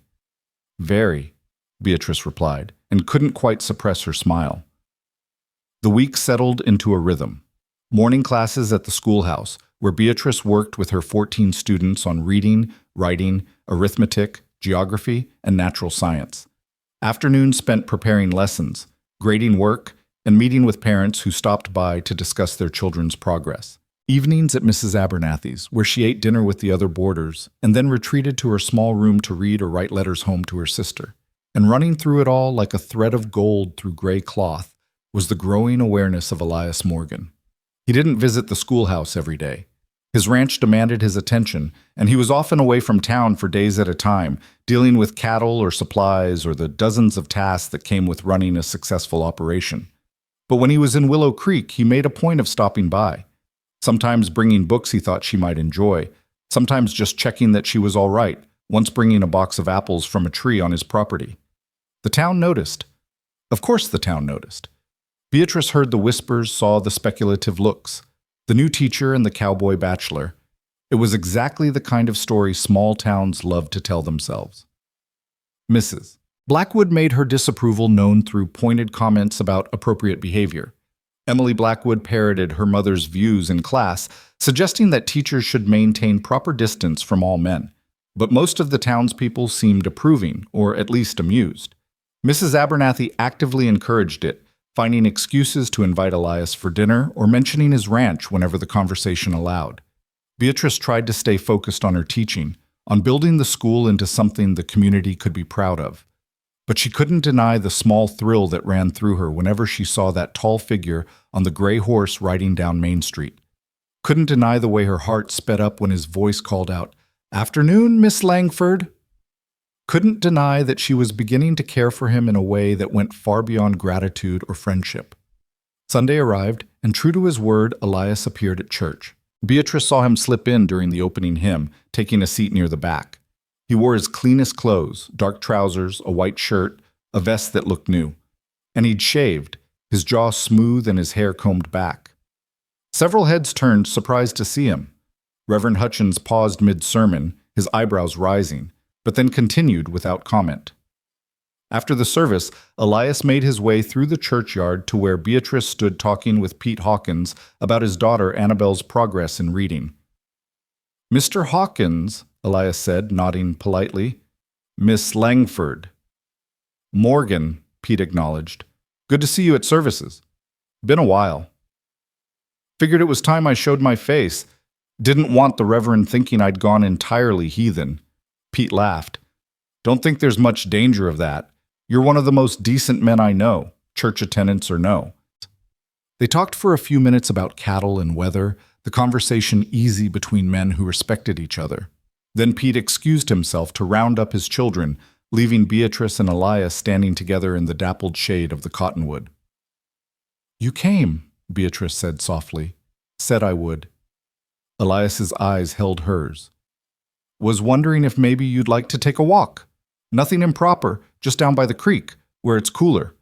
We could talk without the whole town listening in." Beatrice glanced around the churchyard. Mrs. Abernathy was chatting with Mrs. Chen, but she caught Beatrice's eye and gave a small nod of encouragement. Sheriff Brennan, standing nearby, offered a subtle tip of his hat. Even Pete Hawkins, climbing into his wagon, smiled knowingly. "Yes," Beatrice heard herself say. "I'd like that." They walked through town toward the creek that gave Willow Creek its name, a narrow stream lined with cottonwood trees and willows. The afternoon was warm but not oppressive, and the shade by the water was pleasant. For a while they walked in silence, simply enjoying the coolness and the soft sound of flowing water. Then Elias said, "You're doing well with the school. Everyone's talking about it, how you got Billy Jenkins actually interested in learning, how you're teaching the littlest ones to read, how you treat all the children the same regardless of their families' positions. That's just good teaching. Children respond when they're respected. Not everyone sees it that way. Some folks think there should be hierarchies, that the banker's daughter shouldn't be sitting next to the rancher's son, or the storekeeper's daughter next to the Chinese laundryman's child." Beatrice felt her spine stiffen. "In my classroom, all students are equal. They all deserve the same quality of education, the same opportunities to learn and grow." "I know. That's one reason I wanted to talk to you." Elias stopped walking, turning to face her. "Beatrice, there's going to be pushback. Not from everyone, but from some of the more traditional families. Mrs. Blackwood especially. She's already been talking about how you're too progressive, too egalitarian, how you're giving children ideas above their station. Let her talk. I'm on your side. I want you to know that. If the school board tries to cause trouble, if they try to force you to change your methods or segregate the students or any other damn fool thing, I'll stand with you. So will Sheriff Brennan, Pete Hawkins, Mr. Chen, and a dozen other parents who appreciate what you're doing." The fierce protectiveness in his voice made something warm unfold in Beatrice's chest. "You'd risk your standing in the community for this? For me?" In a heartbeat. He said it simply, as if it were obvious. "Education matters. Treating people with dignity matters. You matter." They stood looking at each other beside the quiet creek, and Beatrice felt the last of her resistance crumbling. She'd come west determined to remain independent, to build a life on her own terms without entangling herself in romance or dependence. But independence didn't mean isolation. It didn't mean refusing help or companionship or the slow, sweet unfolding of affection. "Elias," she said quietly, "what are we doing? Where's this going?"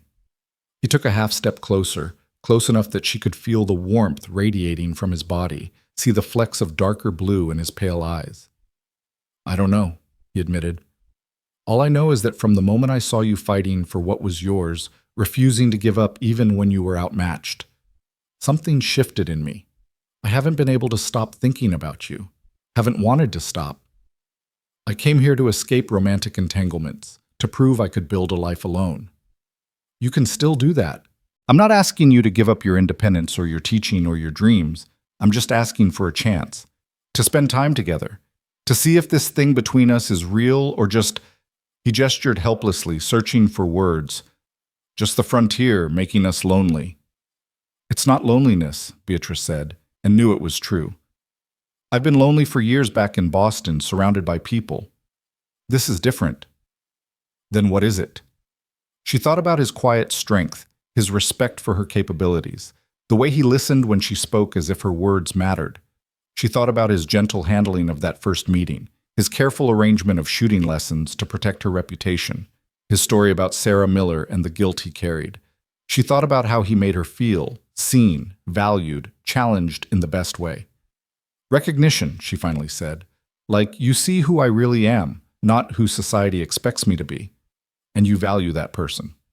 I do, Elias said roughly. God help me, I do. He reached out slowly, giving her time to pull away if she wanted. When she didn't move, his calloused hand cupped her cheek, thumb brushing against her skin with surprising gentleness. Beatrice, he murmured, and her name on his lips sounded like a prayer. She leaned into his touch, letting herself acknowledge what she'd been fighting for weeks. She cared for this man, more than cared. The feelings growing in her chest were deep and real and terrifying in their intensity. But she wasn't ready, not yet. There was too much at stake. Her reputation, her position, her hard-won independence. She needed to be certain before she took this step. Elias, I need time. I need to be sure this is right, that I'm not just swept up in something temporary. His hand dropped away, but his expression remained gentle, understanding. I can give you time, all the time you need. I'm not going anywhere. Thank you. They walked back toward town slowly. Not touching, but close enough that their shoulders occasionally brushed. By the time they reached Mrs. Abernathy's, the sun was starting its descent toward the mountains, painting the sky in shades of gold and rose. I'll see you tomorrow? Elias asked. Same time? More shooting practice? Yes, I'd like to keep improving. You're already improving, but practice never hurts. He tipped his hat, that familiar gesture that had become dear to her. Good evening, Miss Langford. Good evening, Mr. Morgan. She watched him walk away, tall and steady and patient, and felt something settle in her chest. Time. She'd asked for time, and he'd given it without question or pressure. That, more than anything else, told her what kind of man he was. The kind of man she could trust. The kind of man she could love, if she was brave enough to take the risk. The weeks that followed took on a pattern that felt both exhilarating and terrifying. Beatrice threw herself into teaching with renewed passion, watching her students blossom under her attention. Billy Jenkins was reading Hamlet and asking questions that showed genuine intellectual curiosity. Little Emma Chen had progressed from stumbling over simple words to reading entire paragraphs with only occasional help. The Kowalski twins were writing letters to their grandmother in careful, proud script, but threading through all of it was Elias. He came to town twice a week now, always finding some reason to stop by the schoolhouse. Sometimes he brought supplies, a box of new chalk, a set of primers he'd ordered from Denver, once a beautiful globe that made the children gasp with wonder. Other times he just came to talk, leaning against the doorframe while she tidied up after the students had left, their conversations ranging from the practical to the philosophical. They continued the shooting lessons every Tuesday afternoon, and Beatrice found herself actually looking forward to them.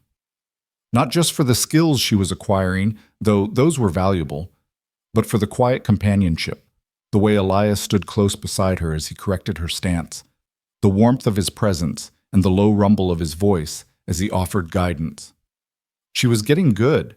Sheriff Brennan said she had a natural eye, steady hands that didn't shake even under pressure. The small pistol had become as familiar to her as her pen or her chalk, a tool she carried with confidence rather than fear.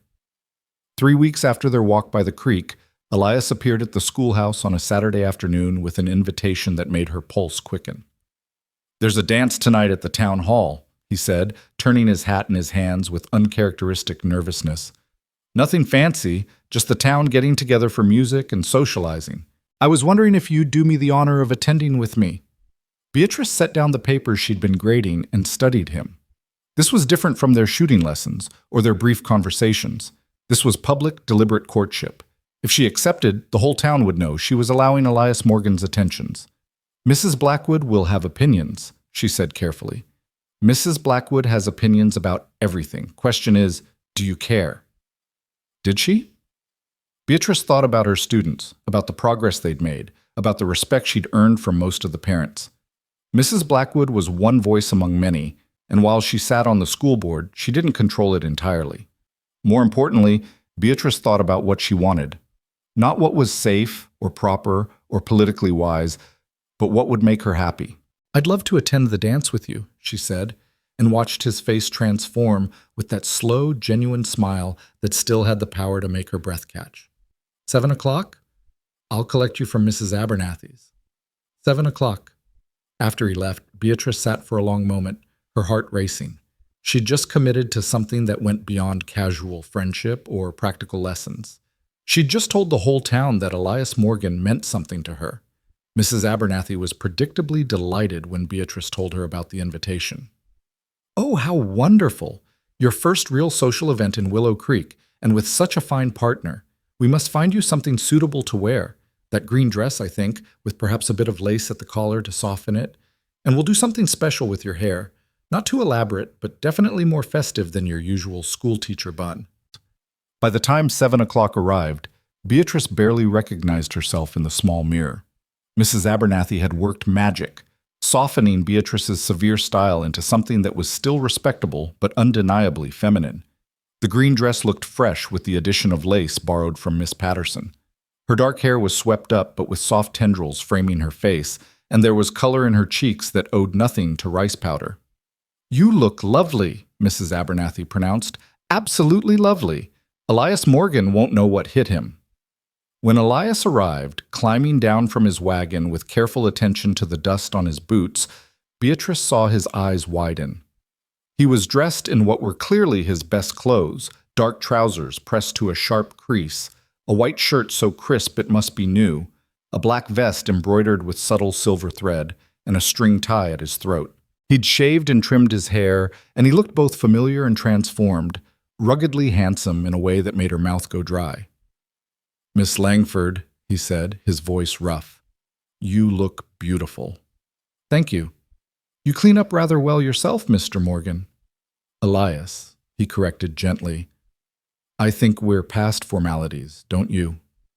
Elias, she agreed and felt something shift between them, an acknowledgement of intimacy that went beyond the words themselves.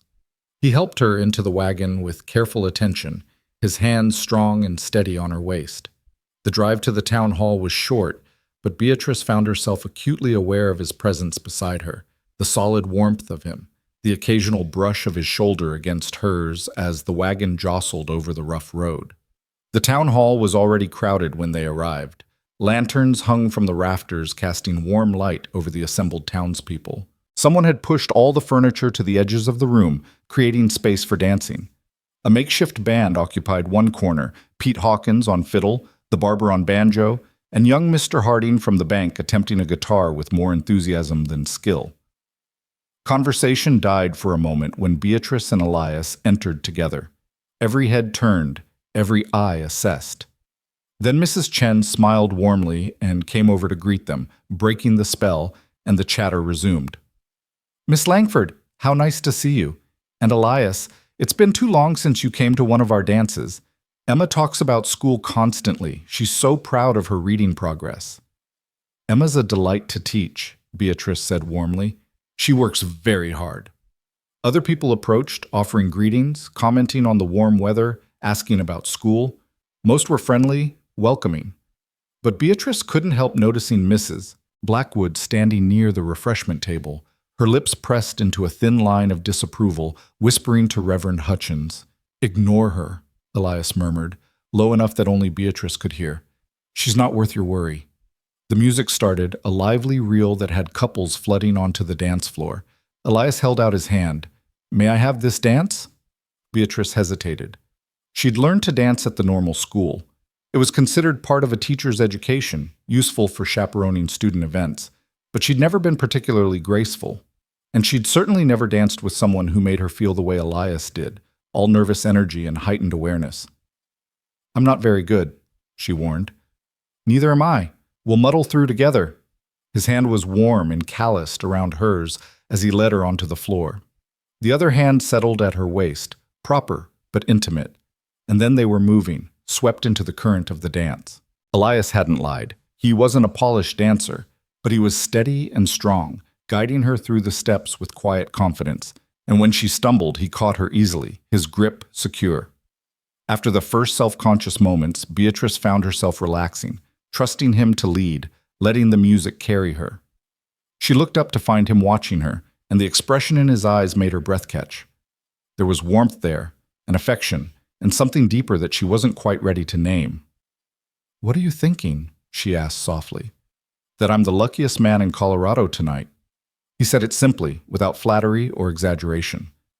That I never thought I'd find someone who understood what matters, someone who fights for her beliefs, who treats people with dignity, who's not afraid of hard work or hard truths. Elias, you don't have to say anything. I just wanted you to know. He spun her gently, bringing her back into his arms. I know you need time. I'm not trying to rush you. Just want you to understand how I feel. The song ended, and they separated reluctantly. Beatrice's heart was pounding, her thoughts in turmoil. Before she could respond, Billy Jenkins appeared at her elbow, his gangly frame dressed in clothes that were clearly borrowed and too small. "Miss Langford, would you dance with me? My ma said I should practice being a gentleman, and I figured I should start with someone who won't laugh if I step on her feet." Beatrice smiled, grateful for the interruption, and touched by the request.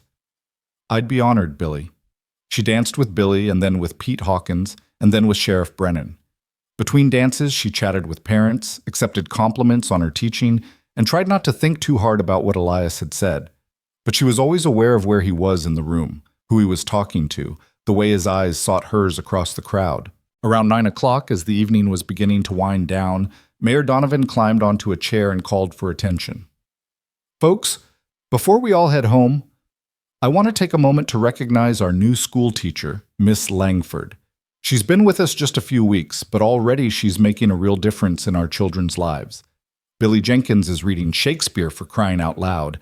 Emma Chen can't stop talking about school. Miss Langford, would you stand up so we can show our appreciation?" Beatrice felt heat flood her face as she stood, the room erupting in applause. She nodded her thanks, acutely uncomfortable being the center of attention, and sat back down as quickly as possible. But the damage was done. Now Mrs. Blackwood had even more reason to view her as a threat, someone gaining too much influence in the community. Sure enough, as people began to leave, Mrs. Blackwood approached with Emily trailing behind her like an ornate shadow. "Miss Langford, how nice that the mayor recognizes your contributions. Though I do hope all this attention won't go to your head. Pride, after all, comes before a fall." Her smile was sharp as glass.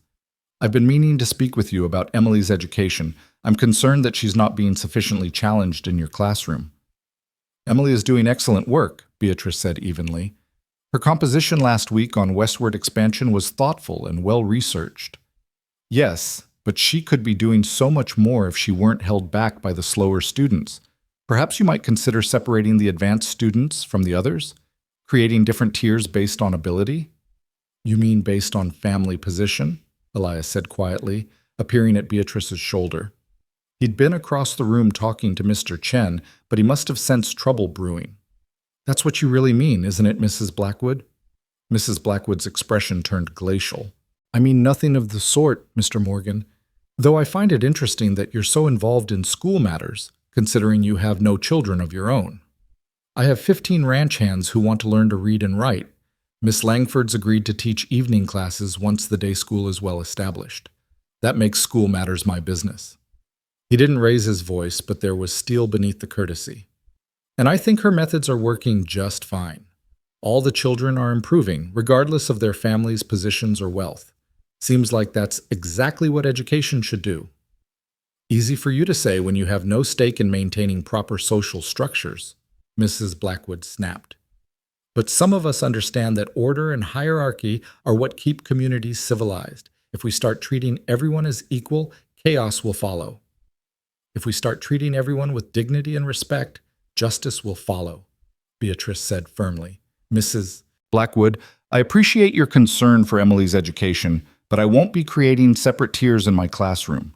All students learn together, help each other, grow together. That's not negotiable. Mrs. Blackwood's face flushed with anger. We'll see what the school board has to say about your methods, Miss Langford. We'll see indeed.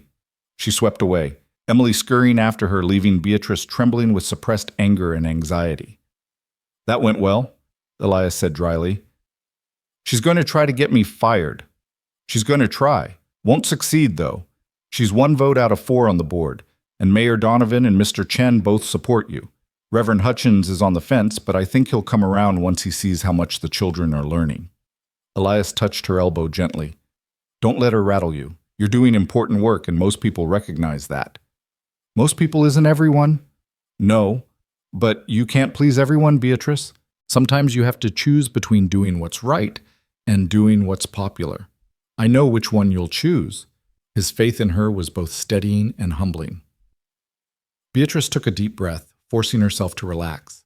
She wouldn't let Mrs. Blackwood's threats ruin what had been a lovely evening. Take me home? She asked softly. Always. The ride back to Mrs. Abernathy's was quiet, both of them lost in thought. The night was cool and clear, stars scattered across the sky in glittering profusion. Somewhere in the distance, a coyote called, and another answered. When they arrived at the boarding house, Elias helped Beatrice down from the wagon and walked her to the porch. In the shadows, away from prying eyes, he took her hand. Thank you for tonight, for coming with me, for letting folks see us together. I know it complicated things for you. Mrs. Blackwood was going to find a reason to attack me eventually. At least this way, I got to spend the evening with someone I... She stopped, the words catching in her throat. Someone you what? His voice was soft, hopeful. Someone I care about, Beatrice finished quietly. More than I expected to, more than I'm entirely comfortable with, if I'm being honest. Elias lifted her hand to his lips, pressing a gentle kiss to her knuckles. The gesture was courtly, old-fashioned, and it made her heart turn over in her chest. I care about you too, more than I can properly express. And I'll be here, Beatrice. Whatever happens with the school board, whatever challenges come, I'll be here. I know, she whispered, and realized it was true. Whatever else she was uncertain about, she trusted this, trusted him. He released her hand reluctantly and stepped back. Good night. Sleep well. Good night, Elias. She watched him drive away into the darkness, then went inside to find Mrs. Abernathy waiting in the parlor with hot tea and an eager expression. Well, tell me everything. How was the dancing? What did people say? Did Elias behave like a gentleman? Beatrice sank into a chair, suddenly exhausted. It was lovely and complicated, and Mrs. Blackwood is going to try to get me dismissed. Oh, pish! That woman tries to get everyone dismissed who doesn't bow to her every whim. You just keep doing what you're doing and let the school board see the results. Quality education speaks for itself. I hope you're right. I'm always right about these things, dear. Now, drink your tea and tell me what Elias said that has you looking so flustered and happy at the same time. The school board meeting was called for the following Thursday evening, and Beatrice spent the days leading up to it in a state of controlled anxiety. She prepared careful documentation of every student's progress, examples of their work, detailed lesson plans showing how she was meeting the territory's educational requirements. Billy Jenkins, sensing her worry, organized the other students in a show of support. On Wednesday afternoon, after regular classes ended, 12 of the 14 students appeared with their parents at the schoolhouse. We want to come to the meeting tomorrow, Billy announced, to tell the board how good you are at teaching. Beatrice felt tears prick her eyes. Billy, that's incredibly kind, but you don't have to. We want to, little Emma Chen piped up, her voice stronger than Beatrice had ever heard it. You're the best teacher we've ever had. You make learning fun. You treat us all the same, one of the Kowalski twins added, like we all matter equally. Their parents nodded in agreement. Mrs. Chen spoke up, her English careful but clear. You teach my Emma with same care as you teach banker's daughter. That means something. That mean everything. Pete Hawkins cleared his throat gruffly. My Annabelle's reading at a level I never thought possible. Jessie's actually interested in history. You've worked miracles, Miss Langford, and we won't let some busybody on the school board undo that. The meeting was held in the town hall, the same space where the dance had been just days before. The school board sat at a table facing rows of chairs that were rapidly filling with townspeople. Beatrice arrived early with Mrs. Abernathy, her stomach churning with nerves. Elias was already there, standing near the back wall with Sheriff Brennan and several other men. When he caught her eye, he nodded once, a gesture of solidarity and support that steadied her. Reverend Hutchins called the meeting to order with a sharp rap of his gavel. We're here tonight to discuss certain concerns that have been raised about the conduct and methods of our school teacher, Miss Beatrice Langford. Mrs. Blackwood, as you brought these concerns to the board's attention, perhaps you'd like to begin. Mrs. Blackwood stood, her posture perfect, her voice carrying clearly. Thank you, Reverend. I want to state clearly that I have no personal animosity toward Miss Langford. I'm sure she means well. However, I have serious concerns about her teaching methods and the example she's setting for our children. She paused dramatically, making sure she had everyone's attention. First, she refuses to separate students by ability level, which holds back our brightest children and frustrates our slower learners. Second, she's introducing inappropriate materials, Shakespeare, for instance, which contains violence and questionable moral content. Third, she's spending too much time on impractical subjects like geography and natural science instead of focusing on basic reading and arithmetic.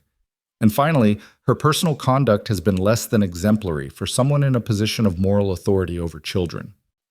The last point was delivered with a pointed look at Elias, and Beatrice felt her face heat with anger. Those are serious accusations, Mayor Donovan rumbled. Miss Langford, would you like to respond? Beatrice stood, forcing her voice to remain calm and professional. I'd be happy to address each point. First, regarding ability levels. Yes, I teach all students together. This isn't laziness or incompetence. It's pedagogically sound practice. Advanced students help reinforce their own learning by assisting those who are struggling. Struggling students are inspired by seeing what they can achieve. Everyone benefits. She pulled out the portfolio of student work she'd prepared. I have documentation here showing that every single student has improved in the 5 weeks I've been teaching. Billy Jenkins has advanced 2 grade levels in reading comprehension. Emma Chen has gone from barely recognizing letters to reading simple books independently. The Kowalski twins are writing letters in English when they could barely speak it at the start of the term. She passed the portfolio to Reverend Hutchins, who began leafing through it with raised eyebrows. As for Shakespeare, Beatrice continued, I'm teaching Hamlet to my advanced students because it's challenging, engaging literature that deals with universal themes, justice, loyalty, moral responsibility. Yes, there's violence in it, but there's also poetry and philosophy and profound insight into human nature. I trust that our children are capable of handling complex material if it's properly contextualized. But is it appropriate for children? Mrs. Blackwood interjected. Shouldn't they be reading morally instructive texts instead? They're reading both. We study Bible passages alongside Shakespeare, folk tales alongside history. I believe in a well-rounded education that prepares children to think critically, not just to recite what they're told. Beatrice turned back to the board. As for spending too much time on geography and science, I'm following the territorial curriculum guidelines exactly. But beyond that, I believe children should understand the world they live in, where their families came from, how the natural world works, their place in the larger context of history and civilization. Mr. Chen nodded approvingly. My Emma know more about world now than I knew at 20. That is good thing. And my personal conduct, Beatrice said, her voice cooling several degrees, has been entirely appropriate. Yes, I've been seen in the company of Mr. Morgan. We've attended church together, gone to a community dance, and he's been teaching me to shoot, with Sheriff Brennan as chaperone, I might add, for my own safety. There has been nothing improper about any of these interactions. A single woman spending so much time with a bachelor inevitably causes talk, Mrs. Blackwood said primly. It sets a bad example for our daughters, suggesting that forward behavior is acceptable. Before Beatrice could respond, Elias stepped forward from his position against the wall. His voice when he spoke was quiet, but carried an edge that made everyone pay attention. "Excuse me, but I think I should address this directly, since it's my character being called into question along with Miss Langford's. I've been spending time with her because I admire her intelligence, her dedication to her students, and her courage. If that's considered improper courtship in this town, then this town's standards need examining." A murmur ran through the crowd. Several women nodded agreement while others looked scandalized. "Furthermore," Elias continued, "Miss Langford agreed to learn shooting for her own protection after Jack Dockery threatened her. Sheriff Brennan and I both felt it was a necessary skill given the circumstances. If anyone wants to question whether that was appropriate, I'd be happy to discuss it outside." Sheriff Brennan stepped forward as well. "For the record, I was present at every shooting lesson. Miss Langford's conduct was completely professional, and her progress has been remarkable. She can now defend herself if necessary, which makes my job easier. I see nothing improper about a woman learning practical survival skills." Pete Hawkins stood up from the audience. "Seems to me we're missing the point here. The question isn't whether Miss Langford attended a dance or learned to shoot. The question is whether she's a good teacher. And the answer to that is obvious to anyone with eyes. My children have learned more in 5 weeks with her than they did in 6 months with the previous teacher." "Mine too," called out another parent. "My son actually wants to go to school now." "My daughter's reading has improved dramatically," added Mrs. Chen. "Billy's behavior has completely turned around," Mrs. Jenkins said, standing. "He used to get in fights almost daily. Now he comes home talking about Shakespeare and asking to read more books. Miss Langford reached him when no one else could." Billy himself stood up, his young face serious. "Miss Langford treats us like we matter, like we're capable of learning hard things and thinking for ourselves. She doesn't just lecture at us, she asks what we think, encourages us to question and explore. That's what a real teacher does." The room erupted in support, parents and even some students standing to offer testimonials. Beatrice felt overwhelmed by the outpouring, by the realization that she'd made a real impact in such a short time. Reverend Hutchins rapped his gavel for silence. When the room finally quieted, he looked at Beatrice with an expression that was hard to read. "Miss Langford, I'll be frank. When you first arrived, I had reservations. You seemed too educated, too progressive, perhaps too independent for what we needed. But I've been watching your work, and I've been impressed by the results. My own grandson has been attending your school, and he's shown more enthusiasm for learning than I've ever seen from him." He paused, glancing at the portfolio of student work still open before him. "The question Mrs. Blackwood raised about your teaching methods is ultimately a question about what we want education to be. Do we want to simply maintain the status quo, teaching children to know their place and accept things as they are? Or do we want to prepare them to think critically, to question, to build something better than what we've given them?" "Reverend, surely you're not suggesting that questioning authority is appropriate," Mrs. Blackwood protested. "I'm suggesting that blind obedience isn't the same as moral character. And I'm suggesting that Miss Langford is teaching our children to be thoughtful, moral, capable individuals who can contribute meaningfully to society. That seems aligned with Christian values to me." He turned to the other board members. "I move that we dismiss Mrs. Blackwood's concerns and affirm our full support for Miss Langford's continued employment and teaching methods." "Seconded," Mayor Donovan said immediately. "All in favor?" 3 hands went up: Reverend Hutchins, Mayor Donovan, and Mr. Chen. Only Mrs. Blackwood sat with her hands folded, her face rigid with fury. "Motion carries. Miss Langford, you have the board's full support. Please continue the excellent work you've been doing." Reverend Hutchins banged his gavel. "Meeting adjourned." The room erupted in applause and cheers. Beatrice found herself surrounded by parents offering congratulations, students hugging her, even some of the more conservative townspeople nodding approval. Through the crowd, she saw Elias watching her, his face transformed by a smile of pure pride and joy. She smiled back, her heart soaring with relief and triumph. Later, after the crowd had dispersed and the hall was empty except for a few stragglers, Elias found her standing alone near the doorway, trying to process everything that had happened. "You did it," he said simply. "You won. We did it. I couldn't have faced them without knowing you were there supporting me." She turned to him, suddenly unable to hold back everything she'd been feeling. Elias, what you said tonight, about courting me, about admiring me, did you mean it? Every word. He stepped closer, his eyes searching hers. I know you wanted time. I know you're trying to establish yourself here, but I also know life's too short and too uncertain to waste, and I don't want to waste another day not telling you how I feel. How do you feel? Like I've been waiting my whole life to meet someone like you. Someone strong and principled and brave enough to fight for what matters. Someone who sees me as I am and doesn't try to change me. Someone who makes me want to be better than I am. His voice dropped to barely above a whisper. Beatrice, I'm falling in love with you. Have been since you bit that bandit and refused to let go of what was yours. The words hung between them, honest and vulnerable and terrifying in their intensity. Beatrice felt her heart racing, her carefully constructed defenses crumbling. I'm scared, she admitted. I've built my whole life around being independent, not needing anyone. The idea of letting someone in, of depending on someone. I'm not asking you to depend on me.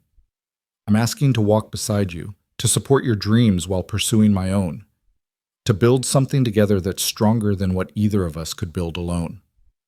He reached out, cupping her face in his hand with infinite gentleness. I'm asking for a partnership, Beatrice. Not possession, not dependence. Just two people who respect and admire each other, choosing to face life together. She leaned into his touch, letting herself acknowledge what she'd been fighting for weeks. She was falling in love with him too, with his quiet strength, his respect for her independence, his understanding of what mattered, with the way he made her feel seen and valued and cherished. Yes, she whispered. Yes to all of it. To walking beside you, to building something together, to taking this risk even though it terrifies me. His smile was radiant, transforming his weathered face into something beautiful. Yeah? Yeah. He pulled her close, and she went willingly, letting herself sink into his embrace. He was solid and warm and real, and for the first time in longer than she could remember, Beatrice felt like she'd come home. When he finally pulled back enough to look at her face, his expression was tender and wondering. Can I kiss you? She answered by rising on her toes and pressing her lips to his. The kiss was gentle at first, tentative, both of them learning the shape and taste of each other. Then it deepened, became something more urgent, more honest.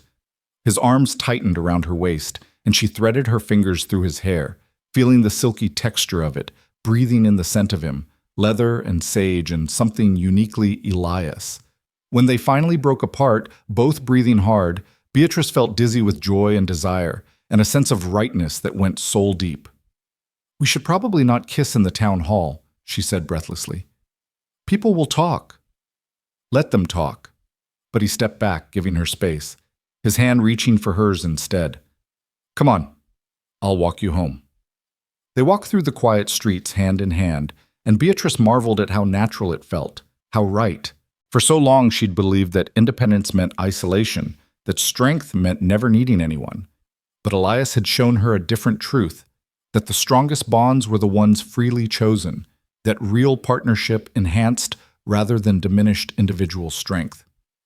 At Mrs. Abernathy's porch, he kissed her again, sweet and lingering, a promise of more to come.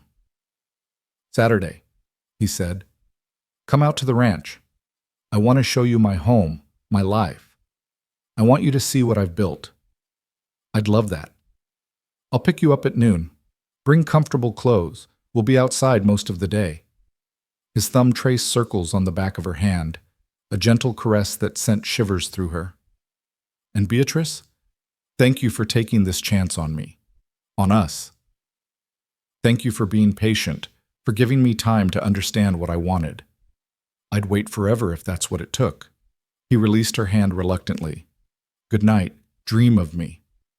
I will, she promised, and knew it was true.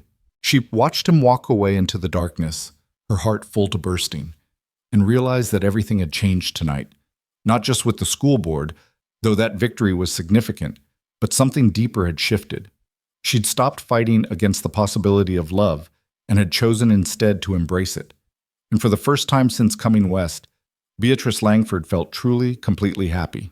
Saturday morning dawned clear and bright, the kind of perfect autumn day that made the Colorado sky look impossibly blue.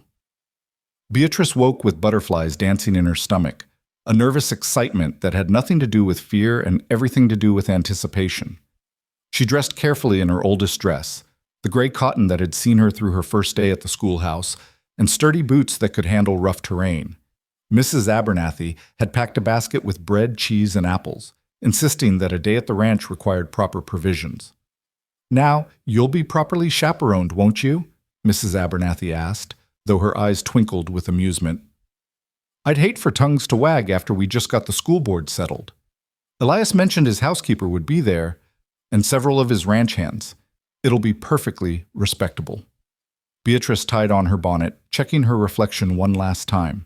"Besides, after Thursday night, I think the town knows where things stand between us." "That they do, dear, that they do." Mrs. Abernathy patted her arm affectionately. "Elias Morgan is a good man, one of the best. You've chosen well." Beatrice felt warmth spread through her chest at the words. Chosen. Yes, that was exactly what she'd done. After weeks of uncertainty and fear, she'd made a choice, not out of desperation or loneliness, but from genuine affection and respect. It felt liberating in a way she hadn't expected. Elias arrived precisely at noon, driving the same wagon he'd used to take her to the dance.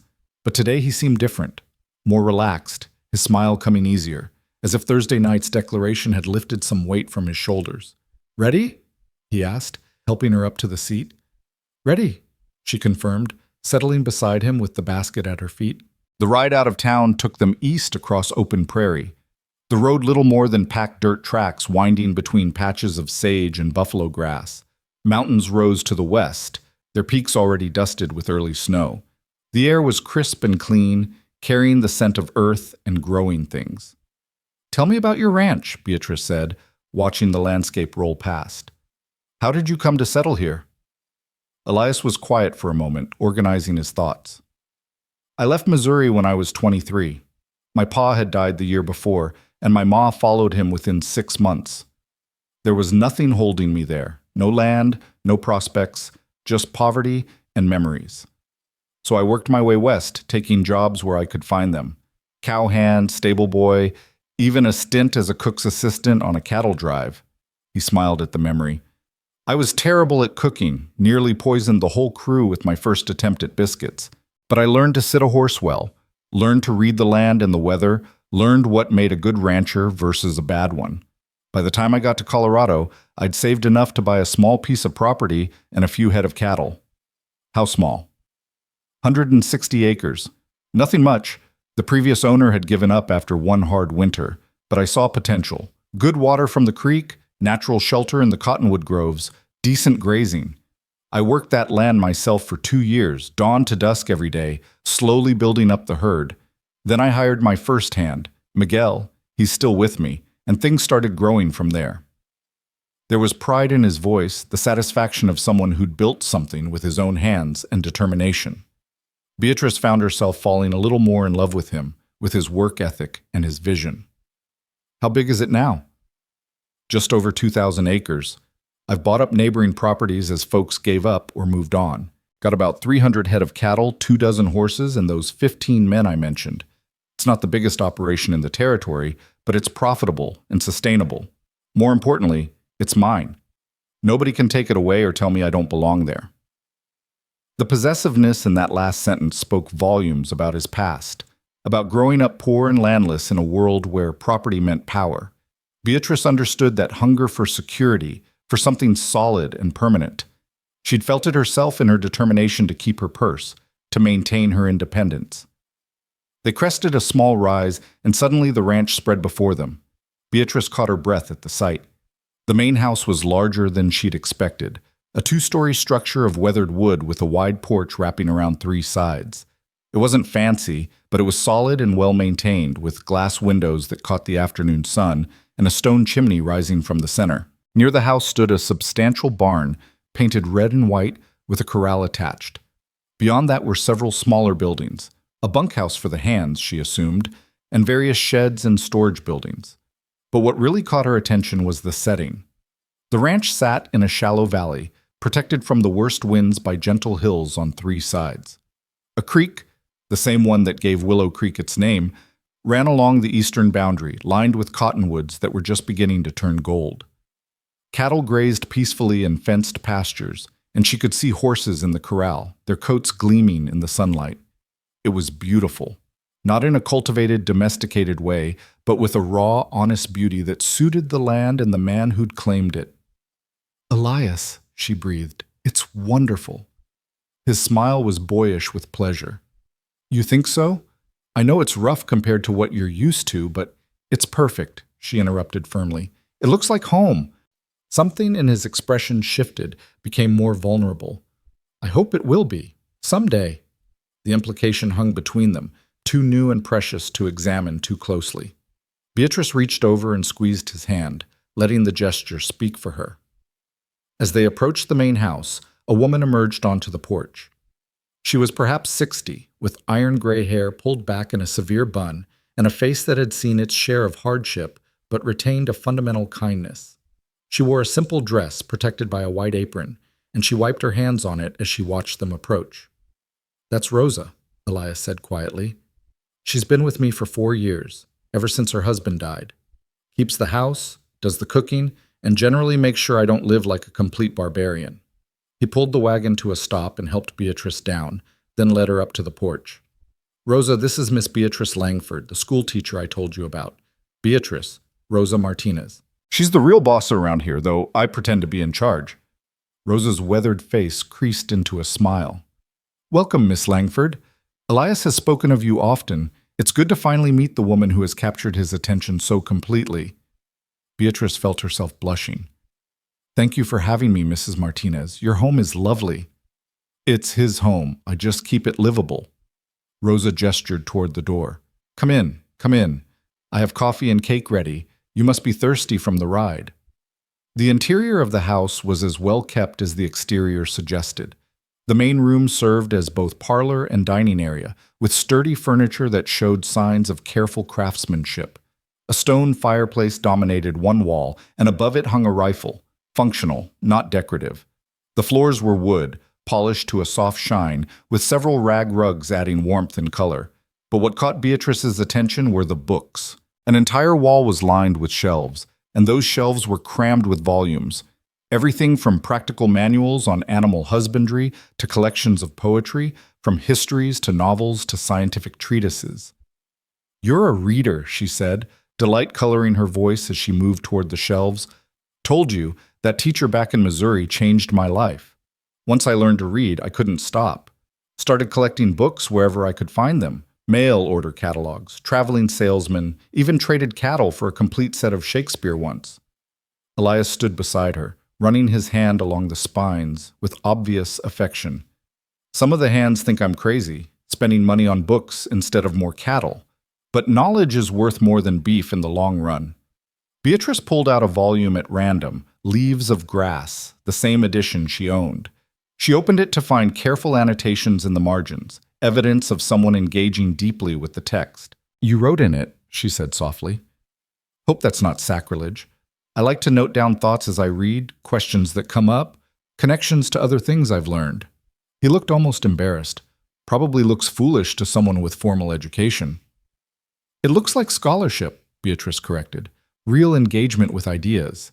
This is exactly what I try to teach my students, that reading isn't passive, that books are conversations we have with the authors across time and distance."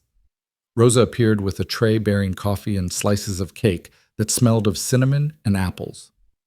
"You two can discuss books all afternoon if you like, but eat first. Elias, show the lady around properly before you disappear into philosophy." They ate at the sturdy dining table, and Beatrice learned more about the workings of the ranch. Rosa explained how she managed the household, baking bread twice a week, doing laundry for Elias and any of the hands who paid her a small fee, maintaining the kitchen garden that provided vegetables through the summer and fall. "The work never ends," Rosa said with a shrug. "But it's honest work, and Elias treats me with respect. That's more than I had in my last position." After the cake was finished, Elias offered his hand to Beatrice. "Come on, I'll show you the rest." They walked first to the barn, a cavernous space that smelled of hay and horses and leather. Elias's gray gelding, the same one he'd been riding that first day, nickered in greeting from his stall. Several other horses poked their heads out curiously as Elias and Beatrice passed. "This is Storm," Elias said, stroking the gray's nose affectionately. "Had him since he was a yearling. Smartest horse I've ever known, and the most stubborn. Kind of like someone else I could mention." Beatrice laughed. "Are you comparing me to your horse?" "Only in the best ways. Strong, intelligent, beautiful, refuses to be broken or controlled." His eyes held hers, warm with affection and something deeper. "Yeah, I guess I am." He showed her the tack room, where saddles and bridles hung in neat rows, all well oiled and maintained, the feed room with its barrels of oats and corn, the hayloft where winter fodder was stored. "We put up about 50 tons of hay each summer," he explained. "Have to get the cattle through winter. It's back-breaking work, but necessary." From the barn, they walked to the corral where several young horses were being trained. A lean Mexican man was working with a skittish sorrel, speaking to it in low, soothing Spanish as he gentled it to accept a saddle blanket. "That's Miguel," Elias said. "Best horse trainer I've ever seen. He's got patience I'll never have." Miguel looked up at their approach and smiled, revealing a gold tooth. "Patron? And this must be the famous teacher. Welcome, señorita." "Thank you. That's beautiful work you're doing." "Horses are like people," Miguel said, returning his attention to the sorrel. "Each one different, each one needing something specific to trust you. This one, she's been mistreated before. I have to show her that not all humans will hurt her. Takes time, but she's worth it." They watched for a few minutes as Miguel worked, his movements patient and deliberate. Gradually, the horse's tension eased, and it allowed the blanket to rest on its back without flinching. "See?" Miguel said with satisfaction. "She learns. Soon she will carry a saddle, then a rider. She will be magnificent." As they continued walking, Elias pointed out various aspects of the ranch: the system of irrigation ditches that brought water from the creek to the pastures, the windmill that pumped water for the house and barn, the root cellar where vegetables were stored for winter. "I'm trying to make the place as self-sufficient as possible," he explained. "The more we can produce ourselves, the less we're dependent on supply lines or weather or other people's goodwill. It's about security, but also about freedom, being able to weather hard times without losing everything." They climbed a small hill behind the house, and from the top, the full scope of the ranch was visible. The buildings nestled in the valley, the cattle scattered across the grasslands, the creek winding like a silver ribbon through the cottonwoods, and beyond it all, the mountains rising against the impossibly blue sky. Elias stood beside her, his shoulder touching hers. "I brought you up here because this is my favorite spot on the whole property. When things get hard or complicated, I come up here and look at what I've built. Reminds me why I work so hard, what I'm protecting." "It's breathtaking," Beatrice said honestly. "I want to build something more, though. Not just a profitable ranch, but a legacy. Something that matters beyond just making money." He turned to face her, his expression serious. "I want to build evening classes for my men and anyone else who wants to learn. Want to maybe set up a small library that folks from surrounding ranches can use. Want to create opportunities for people who didn't get the chances I eventually got." His vision was larger than she'd realized, encompassing not just personal success, but community betterment. It aligned so perfectly with her own values that Beatrice felt something click into place in her chest. "I could help with that," she said quietly. "The evening classes, the library. I have experience with adult education, and I'd love to be part of building something meaningful." "I was hoping you'd say that." He took her hands in his calloused fingers warm and sure. "Beatrice, I need to say something, and I need you to really hear me. I know we've only known each other a few weeks. I know by conventional standards, this is too fast, too sudden. But out here, time works differently. We learn to recognize what matters quickly because we might not get a second chance." Her heart was pounding, but she nodded for him to continue. "That first day when I saw you fighting for what was yours, refusing to give up even when you were clearly outmatched, something shifted in me. And every day since, every conversation, every moment we've spent together, that feeling has grown stronger. You're brilliant and brave and stubborn and kind. You see people for who they really are, not just what society says they should be. You fight for what's right even when it costs you." He paused, seeming to gather his courage. "I'm falling in love with you, Beatrice Langford. Actually, I think I'm already there. I love your fierce independence and your generous heart. I love the way you stand up to bullies and the way you're patient with struggling students. I love how you bite bandits and learn to shoot and refuse to compromise your principles, even when it would be easier. Tears pricked Beatrice's eyes, emotion welling up so strongly she could barely breathe. I don't want to rush you, Elias continued, but I also don't want to waste time pretending I feel less than I do. So I'm asking, not for an answer today, not even next week, but I'm asking you to think about a future together. Not you giving up your teaching or me giving up my ranch, but both of us building something bigger than either of us could build alone. A partnership of equals working toward shared goals. Elias, her voice broke on his name. There's more. I need you to know what you'd be getting into. His jaw tightened. This ranch is successful now, but it's always one disaster away from failure. A hard winter, a drought, disease in the cattle, any of those could wipe me out. I work dawn to dusk most days, and there will be times when the ranch has to come first, when I'll be exhausted and stressed and not the best company. I'm stubborn and independent, and I've been alone so long that sharing my life with someone will require adjustment. He looked away briefly, then back, his eyes fierce with honesty. And some people in town will never fully accept me. I hire Chinese and Mexican workers. I treat them as equals, and that rubs people wrong. I don't attend church regularly enough for some, and I'm too educated for others. Association with me might complicate your position, make some people question your judgment. Are you trying to talk me out of caring for you? Beatrice asked, half laughing through her tears. I'm trying to be honest. You deserve to know the reality, not some romantic notion of ranch life. She stepped closer to him, close enough that she had to tilt her head back to meet his eyes. I appreciate your honesty. So let me be equally honest. Yes, I'm scared. I spent years building walls around my heart, convincing myself that independence meant isolation. The idea of trusting someone enough to build a life together is terrifying. She took a breath, steadying herself. But I'm more scared of the alternative, of playing it safe and ending up alone, having protected my heart so well that it atrophies from disuse. You asked me to think about a future together, but the truth is, I've been thinking about little else for weeks. Elias's eyes widened with hope, but she pressed a finger to his lips to stop him from speaking. I love that you respect my work and my independence. I love that you challenge me intellectually and support me emotionally. I love your vision for something bigger than just personal success. And yes, I love you, your stubbornness and your kindness, your rough edges and your gentle heart. I love that you see me as an equal partner, not as something to possess or control.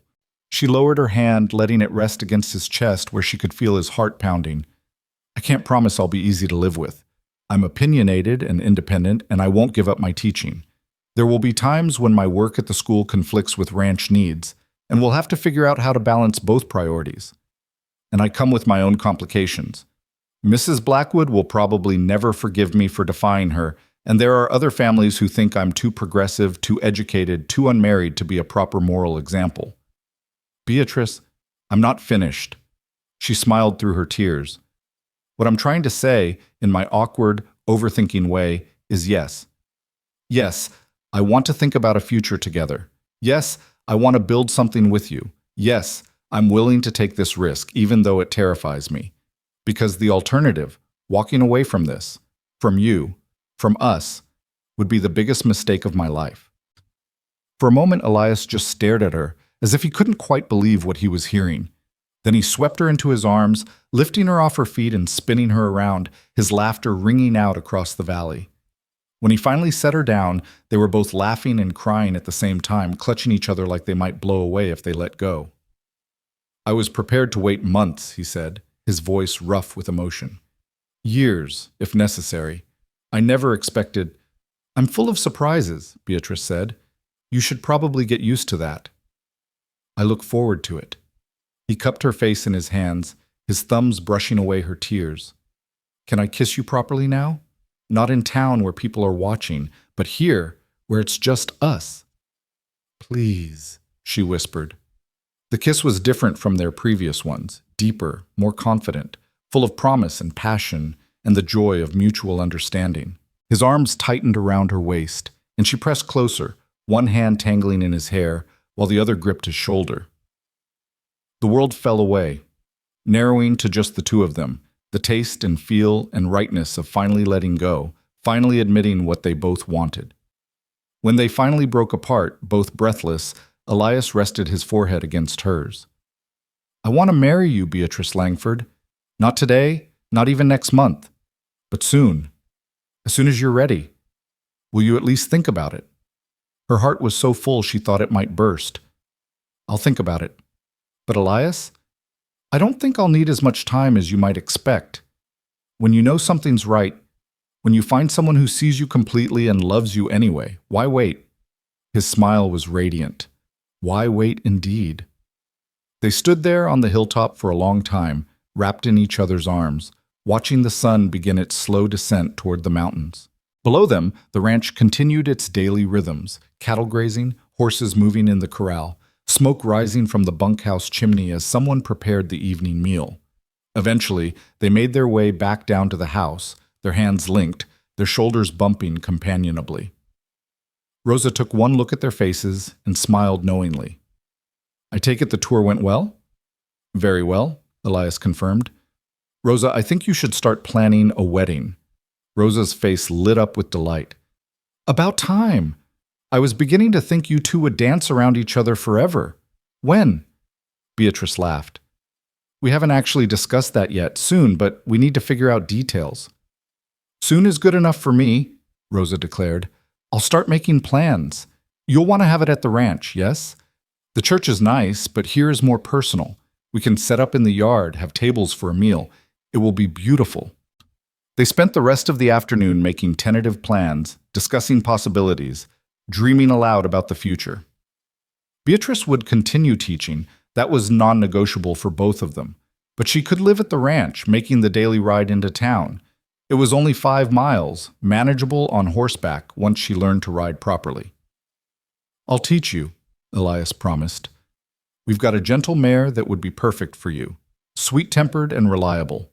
You'll be riding like you were born to it within a few weeks." "I'll probably fall off repeatedly," Beatrice warned. "Probably. But you'll get back on, because that's who you are." As the sun began to set, painting the sky in shades of gold and pink and purple, Elias drove Beatrice back to town. They were both quiet, wrapped in the comfortable silence of two people who've said the important things and can now simply be together. When they reached Mrs. Abernathy's, Elias helped Beatrice down and walked her to the porch. In the fading light, his face was shadowed, but his eyes were bright. "Thank you for today," he said quietly. "For seeing my home, for understanding what I'm trying to build, for saying yes to the possibility of us. Thank you for being patient with me, for giving me time to work through my fears." She touched his face gently, tracing the line of his jaw. "I meant what I said up on that hill. I love you, Elias Morgan." "I love you too, Beatrice Langford, more than I knew I could love anyone." He kissed her one more time, gentle and sweet, a benediction rather than a passionate declaration. Then he stepped back, tipping his hat in that gesture that had become so dear to her. "I'll see you at church tomorrow, and Monday after school we'll start your riding lessons. Fair?" "Fair."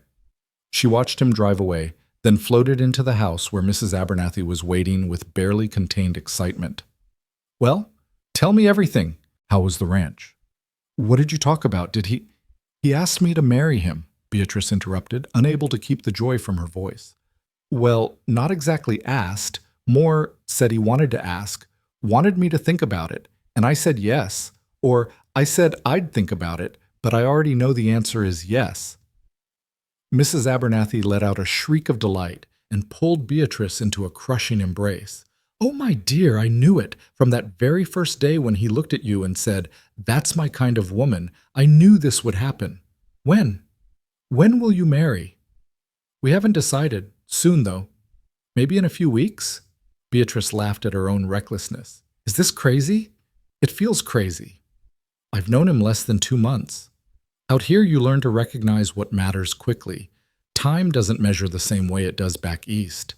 Mrs. Abernathy held Beatrice at arm's length, her eyes bright with happy tears. "You found a good man who respects you, loves you, wants to build a life with you as an equal partner. That's not crazy, dear. That's a miracle." That night, lying in her small room under the eaves, Beatrice thought about miracles and choices and the strange path that had brought her here.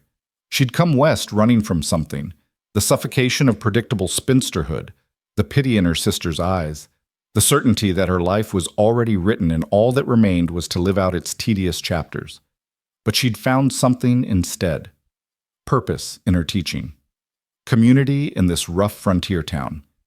And love with a man who saw her strength as something to celebrate rather than something to tame. She touched her lips, remembering Elias's kisses, and smiled into the darkness. In 3 weeks, she'd gone from fighting a bandit for her purse to planning a wedding. It should have felt too fast, too reckless. Instead, it felt exactly right. The next morning at church, there was no hiding the change in their relationship. Elias sat beside Beatrice in the pew, close enough that their shoulders touched, and when he took her hand during the final hymn, several people smiled and nodded approvingly. After the service, they faced a barrage of congratulations and curiosity. News had spread quickly, probably thanks to Rosa, who'd apparently mentioned to someone at the general store that there would be a wedding at the Morgan Ranch soon. Most of the congregation was delighted. Parents whose children attended Beatrice's school expressed happiness that their beloved teacher would be staying in the community permanently. Sheriff Brennan clapped Elias on the back with genuine pleasure. Mr. Chen offered formal congratulations in carefully precise English, his wife beaming beside him. But not everyone was pleased. Mrs. Blackwood stood apart with Emily and Reverend Hutchins, her face set in lines of disapproval. As the crowd began to disperse, she approached with determined steps. Miss Langford, I understand congratulations are in order, though I must say this seems rather precipitous. You've barely been in Willow Creek 2 months. When you know something's right, Mrs. Blackwood, there's no point in waiting, Beatrice said evenly. Well, I assume you'll be resigning your position at the school once you're married. It wouldn't be appropriate for a married woman to continue teaching when there are unmarried women who need the work. Beatrice felt Elias tense beside her, but she squeezed his hand in warning. This was her battle to fight. Actually, Mrs. Blackwood, I have no intention of resigning. Marriage doesn't make me less qualified to teach. If anything, it strengthens my position in the community. But surely your husband will want you focused on domestic duties?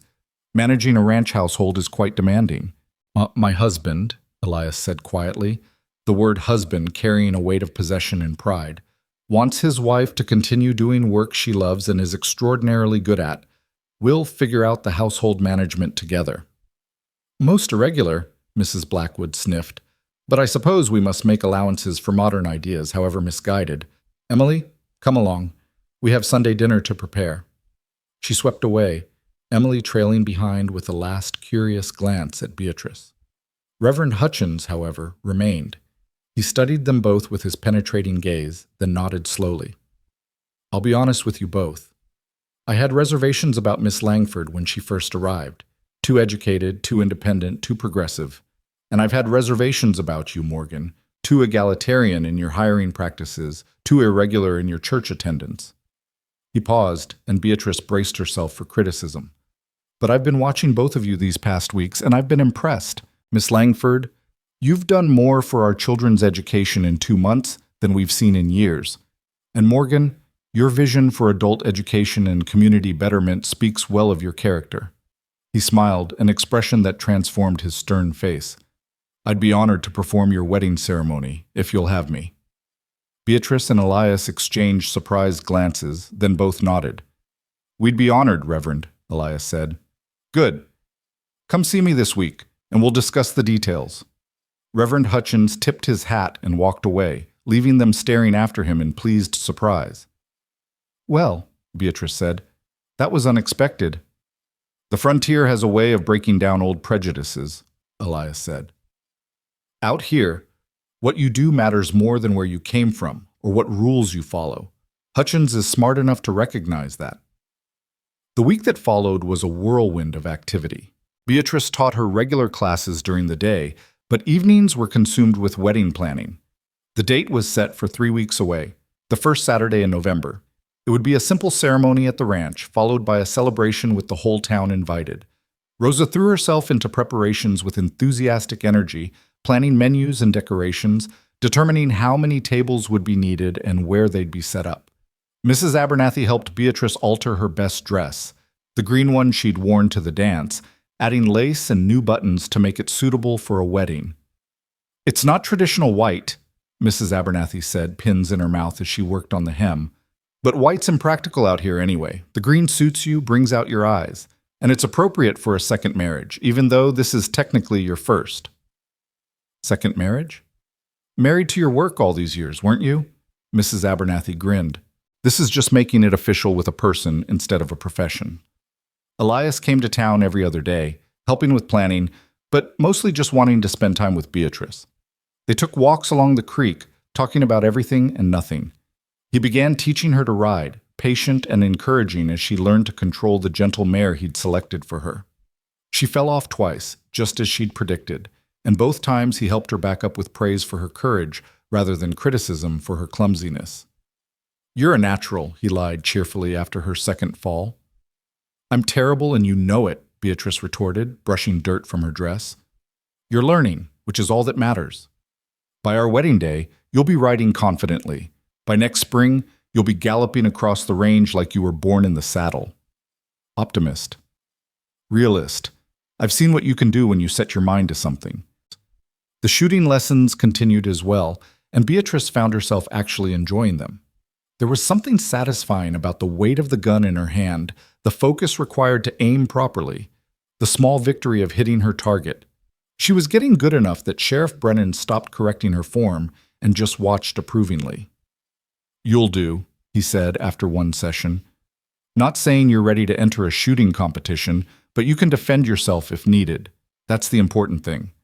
At school, the children were excited about their teacher's upcoming wedding. Billy Jenkins appointed himself as unofficial wedding coordinator for the students, organizing the younger children into singing a special song and the older ones into preparing readings. "We want to contribute," he explained seriously. "You've done so much for us. We want to do something for you." Beatrice found herself fighting tears.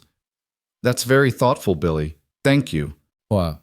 Plus, he added with a grin that reminded her he was still 12. "It'll be fun. We never get to go to fancy parties." 2 weeks before the wedding, Jack Dockery reappeared. Beatrice had almost forgotten about him, so consumed was she with wedding planning and teaching and learning to ride. But one afternoon, as she was locking up the schoolhouse, she turned to find him leaning against the building, his arms crossed and his expression ugly. "Heard you're getting married," he said without preamble. "To Morgan. Moving up in the world, aren't you? From school teacher to rancher's wife." Beatrice's hand moved instinctively toward her reticule, where the gun rested. "Mr. Dockery, I have nothing to say to you." "That's cold, considering we got history. You bit me, remember? Still got the scar." He pushed off from the wall, taking a step toward her. "Thought maybe before you become all respectable and married, you might want to apologize for that." "I have nothing to apologize for. You tried to rob me. I defended myself." "See, that's the problem with you Eastern women. No respect. Think you can come out here and change everything, make all the rules about treating everyone equal, teaching children to question their betters." Another step closer. "Some of us liked things the way they were." Beatrice's heart was pounding, but she kept her voice steady. "Step back, Mr. Dockery. I'm not interested in whatever you're selling." "Not selling anything, just delivering a message." His smile was mean. "You think marrying Morgan makes you safe? Think having the school board and the sheriff on your side means you're untouchable? You're wrong. There are those of us who don't appreciate the changes you're making, who think maybe you should have stayed back east where you belong." "Is that a threat?" "It's a warning.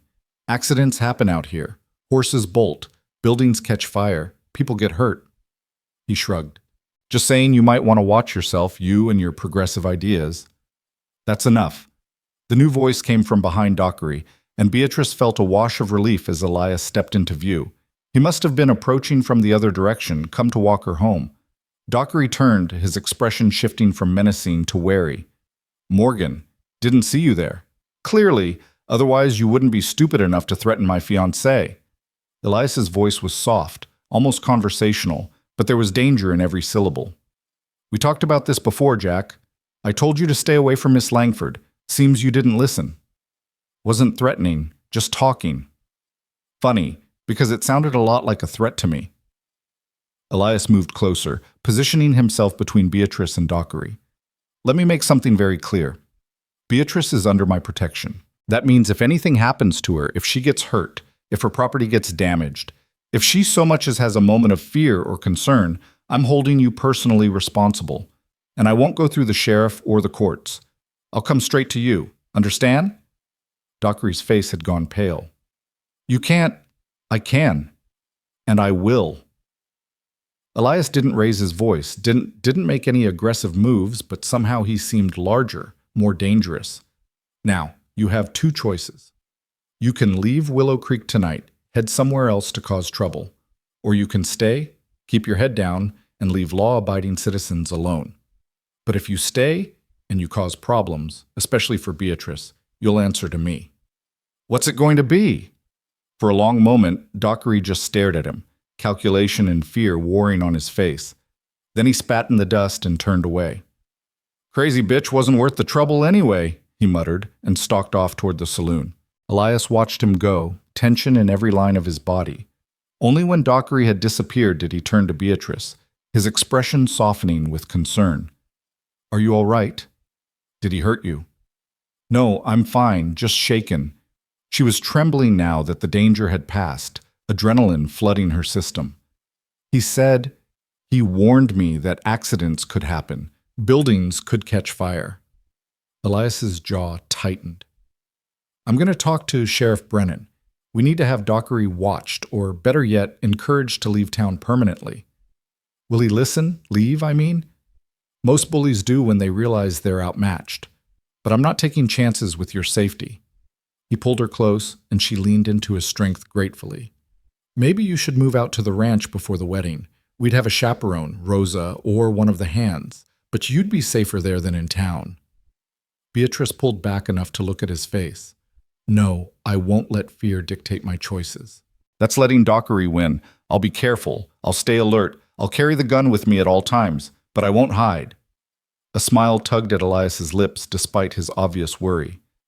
Why am I not surprised? That's my kind of woman, remember? I remember. She touched his face gently.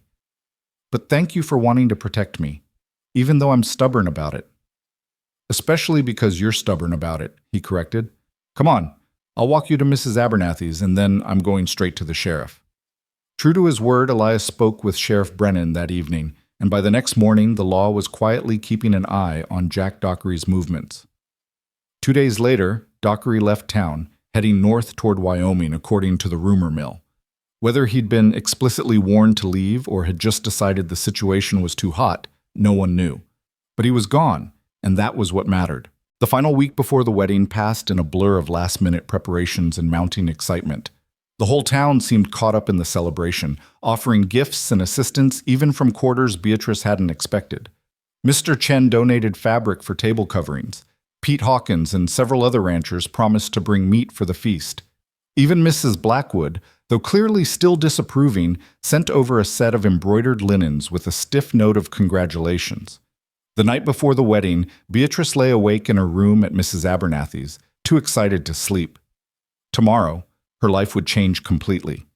She'd move from this small room to the ranch house, from independent spinsterhood to married partnership, from Miss Langford to Mrs. Morgan.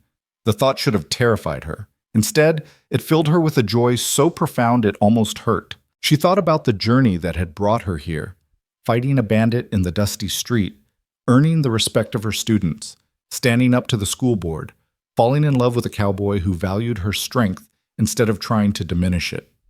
Every challenge, every risk, every choice had led her to this moment. Tomorrow, she'd marry Elias Morgan. And together they'd build something neither of them could have built alone. A partnership of equals, a home filled with books and learning and love, a life worth living on their own terms. Beatrice smiled into the darkness and finally, peacefully, slept. The morning of the wedding dawned with a clarity that seemed almost miraculous. The sky a flawless expanse of blue stretching from horizon to horizon. Beatrice woke to Mrs. Abernathy knocking gently on her door, carrying a tray with tea and toast. Your last morning as Miss Langford, the older woman said, setting the tray on the small table by the window. How are you feeling, dear? Beatrice sat up, pushing her dark hair back from her face. Nervous, excited, terrified, happy, all of it at once. That sounds about right for a wedding day. Mrs. Abernathy sat on the edge of the bed, her expression tender. I want you to know how proud I am of you. You came here alone with nothing but courage and determination, and you've built something beautiful. Not just with Elias, though that's wonderful, but with your students, with this community. You've made a real difference. Tears pricked Beatrice's eyes. Thank you for everything, for taking me in, for supporting me, for becoming a friend when I needed one. Oh, now you'll make me cry, and we can't have that. We have to get you ready. Mrs. Abernathy stood, brushing at her eyes. Miss Patterson and Mrs. Chen are coming over in an hour to help with your hair and dress. In the meantime, eat something. You'll need your strength for the day ahead. Beatrice tried to eat, but her stomach was too full of butterflies to manage more than a few bites of toast. She sipped the tea, staring out the window at the town she'd come to love. In a few hours, she'd leave this room for the last time as a single woman. The next time she returned to Willow Creek, it would be as Elias's wife, riding in from the ranch for her teaching duties. True to Mrs. Abernathy's word, Miss Patterson and Mrs. Chen arrived promptly, bearing between them a package wrapped in brown paper. A gift from the women of Willow Creek, Mrs. Chen explained, her English more confident than it had been 2 months ago. Beatrice's evening lessons for the Chinese families had already begun, and Mrs. Chen attended faithfully. We all contribute. Inside the package was a beautiful shawl knitted from soft wool in a pattern of intertwined flowers.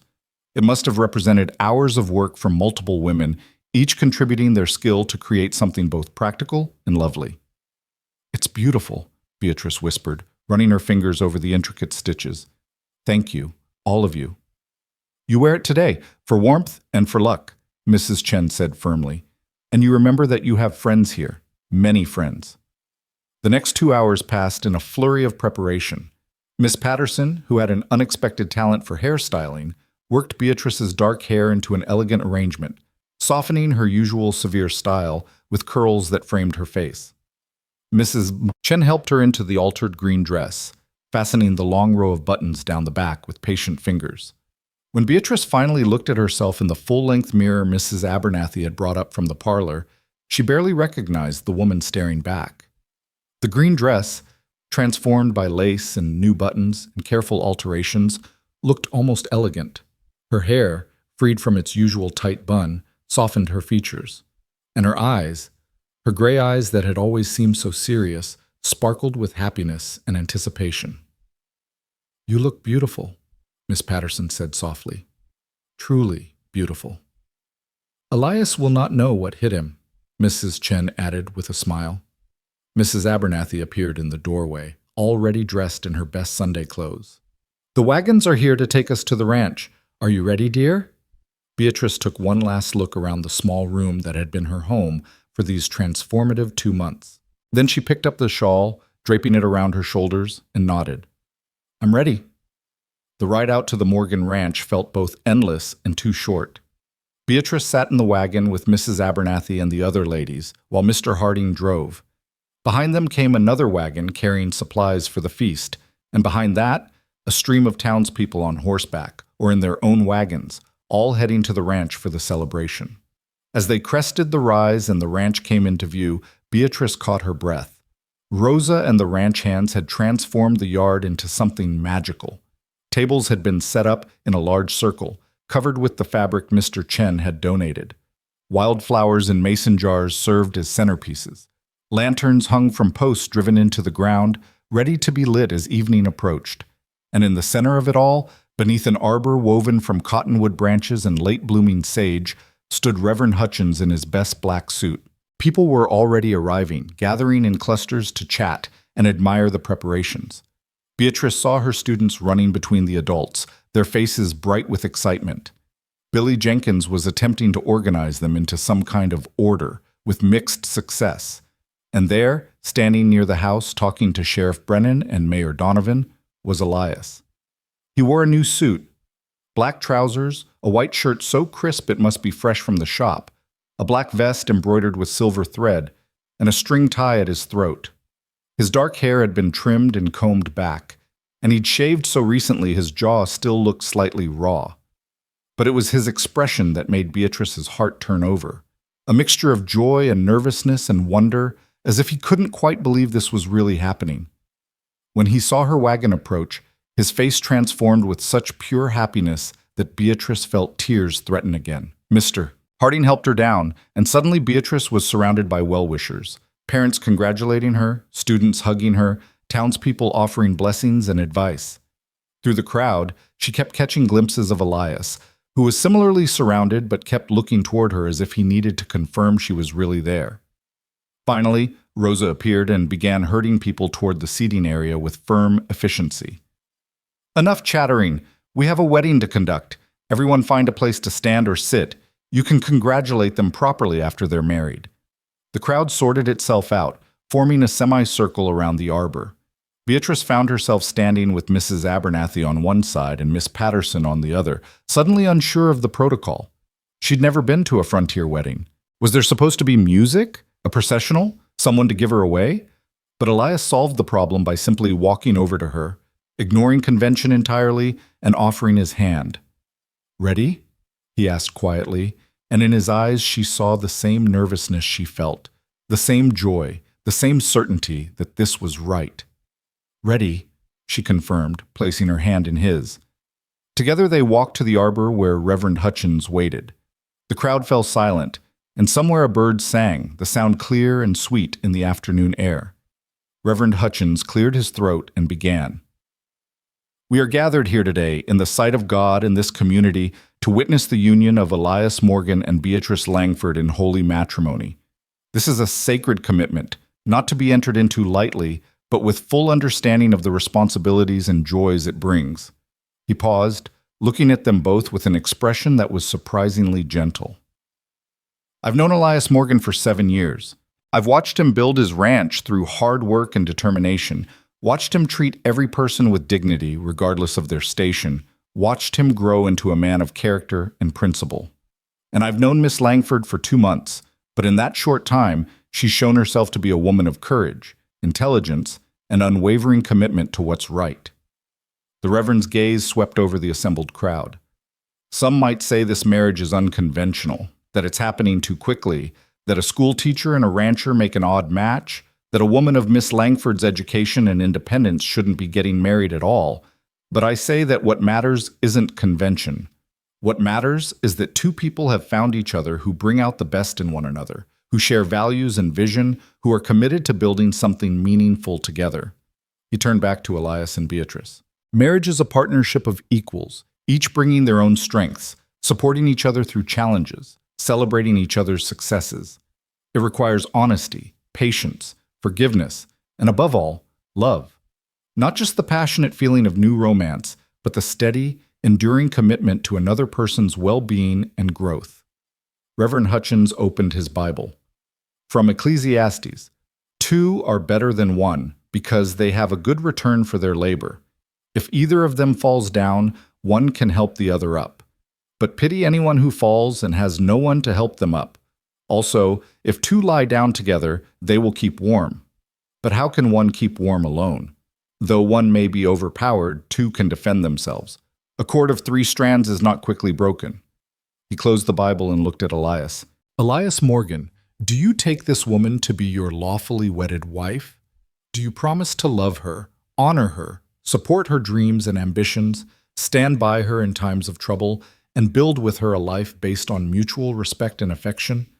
Elias's voice was steady and sure. "I do, with all my heart." "And Beatrice Langford, do you take this man to be your lawfully wedded husband? Do you promise to love him, honor him, support his endeavors, stand by him in times of trouble, and build with him a life based on mutual respect and affection?" Beatrice felt tears sliding down her cheeks, but her voice was as steady as Elias's. "I do. Absolutely." "The rings?"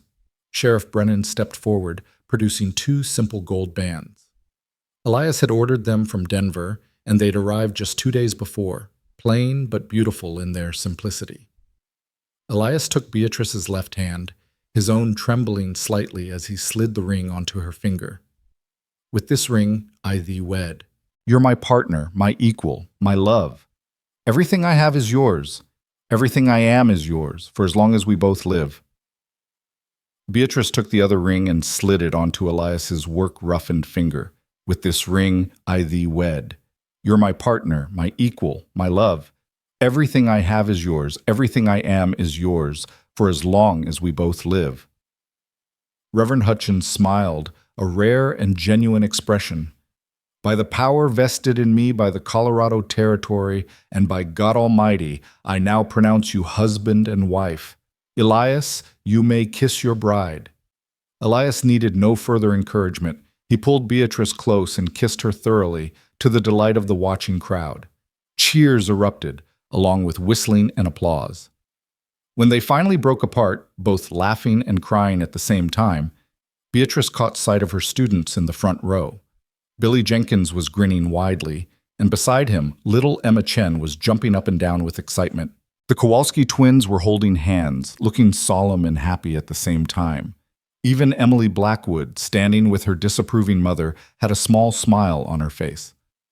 "Ladies and gentlemen," Reverend Hutchins announced, "I present to you Mr. and Mrs. Elias Morgan." More cheers, more applause. Beatrice found herself being hugged by what felt like every person in Willow Creek. Mrs. Abernathy was crying openly. Rosa was beaming with pride. Miguel and the other ranch hands were congratulating Elias with enthusiastic backslapping that made him wince and laugh. Then Billy Jenkins stepped forward, clearing his throat importantly. "Mrs. Morgan?" He stopped, grinned at the newness of the name, then continued. "Me and the other students, we prepared something for you and Mr. Morgan. If everyone could quiet down for a minute?" The crowd settled, and the children arranged themselves in a loose group. Billy counted them in, and they began to sing. It was a simple song, one about journeys and new beginnings and finding home, but it was sung with such earnest enthusiasm that Beatrice felt fresh tears flowing. When the song ended, Annabelle Hawkins stepped forward with a package wrapped in newspaper. "We all contributed," she said shyly. "It's not much, but we wanted to give you something." Beatrice unwrapped the package to find a book, a beautiful leather-bound journal with blank pages. On the first page, each student had written their name and a short message. "For writing your story together," Billy explained. "We figured you're both big on reading and learning, so maybe you'd want to write down your adventures. For posterity and all that." Elias looked over Beatrice's shoulder at the journal, his arm around her waist. "This is perfect," he said, his voice rough with emotion. "Thank you, all of you. We'll treasure this." "Now can we eat?" Tommy Fitzgerald called out, breaking the tender moment with typical childhood practicality. "I'm starving!" Laughter rippled through the crowd, and Rosa clapped her hands. "Yes, yes, everyone to the tables! Food is ready!" The feast that followed was everything a frontier celebration should be. Tables groaned under the weight of roasted beef and pork, fresh bread, vegetables from late gardens, pies and cakes contributed by nearly every family in attendance. People ate and talked and laughed, toasting the newlyweds with whatever beverage they had in hand, coffee, cider, or in some cases whiskey that appeared from hidden flasks. Mayor Donovan gave a rambling speech about love and community and the future of Willow Creek. Sheriff Brennan offered a toast that was surprisingly eloquent, comparing marriage to a good partnership between lawmen, built on trust, communication, and having each other's backs. Mr. Chen spoke briefly in careful English about the importance of education and the honor of having Mrs. Morgan as teacher for his daughter. Even Mrs. Blackwood, after what was clearly an internal struggle, stood and offered stiff congratulations. "Mr. and Mrs. Morgan, while I may have had reservations about certain unconventional aspects of this union, I cannot deny that you both demonstrate commitment to this community. I wish you happiness and success." It wasn't warm, but it was something. Beatrice caught Elias's eye and saw her own amusement reflected there. Some battles were won not through dramatic victory, but through simple persistence. As the afternoon wore into evening, the lanterns were lit, casting warm pools of light across the yard. Someone produced a fiddle, and music began. Elias claimed the first dance with his bride, and as they moved together under the stars, Beatrice felt a profound sense of rightness settle over her. "Happy?" Elias murmured, his hand warm at her waist. Impossibly happy. Scared, too. This is all so new, so different from anything I imagined for my life. Scared is normal, but we'll figure it out together. That's the whole point of this. He spun her gently, and she laughed, remembering how awkward they'd both been at the town dance just weeks ago. They'd improved considerably. Besides, you fought a bandit for your purse and won. Marriage can't be harder than that. Marriage might actually be harder, Beatrice teased. Bandits are straightforward. Husbands are complicated. Thanks for that. You're welcome. They danced until her feet ached, then sat at the head table watching others take their turns on the improvised dance floor. Parents danced with children, old couples moved together with the ease of decades of practice, and young people courted under the guise of acceptable celebration. Pete Hawkins approached with his wife Martha, a tired-looking woman with kind eyes and work-worn hands. Mrs. Morgan, I wanted to introduce my Martha properly. She's heard so much about you from the children. Mrs. Hawkins, I'm so pleased to meet you. Your children are wonderful. Annabelle especially has such a gift for reading. Martha's face lit up. She does, doesn't she? I always knew she was special, but having you recognize it, teach her properly. It means the world. She paused, then continued shyly, I was wondering, those evening classes you mentioned for adults? Would women be welcome? I'd dearly love to improve my reading, maybe learn to write more than just my name. Of course women are welcome. In fact, I was hoping women would attend. We'll start after the new year. Give me time to settle into married life. Beatrice smiled warmly. I look forward to having you in class, Mrs. Hawkins. After Martha and Pete moved on, Elias leaned close.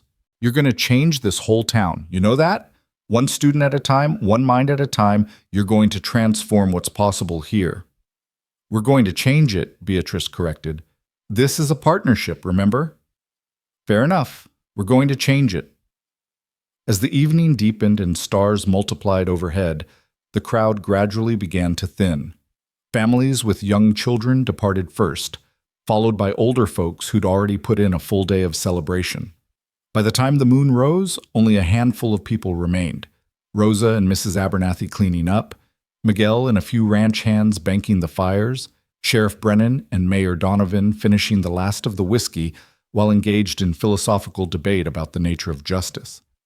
Finally, even they departed, leaving Elias and Beatrice alone in the lantern-lit yard. Come on, Elias said, offering his hand. There's something I want to show you. He led her away from the house, up the same hill they'd climbed during her first visit to the ranch. At the top, he spread out a blanket he'd somehow had the foresight to leave there earlier, and they sat down together, looking out over the ranch that was now her home. The valley below was peaceful, the buildings casting long shadows in the moonlight. The creek caught and reflected the stars, a ribbon of silver winding through the darkness. In the distance, cattle lowed softly, and somewhere an owl called. This is what I wanted you to see, Elias said quietly. Not just the ranch, but the whole sky. On clear nights like this, you can see forever. When I first came here, used to fighting for every scrap in Missouri, this vastness terrified me. All this space, all this potential, all this responsibility. It felt overwhelming. He turned to look at her, his face silvered by moonlight. But over time, I learned that vastness isn't frightening. It's freeing. Out here, we can be whoever we choose to be, build whatever life we can imagine. We're not trapped by old expectations or rigid hierarchies. We're limited only by our courage and our willingness to work. Beatrice leaned against his shoulder, feeling the solid warmth of him. That's why I came west, not because I knew what I wanted, but because I knew what I didn't want. A life already decided for me. A future of genteel poverty and pitying glances.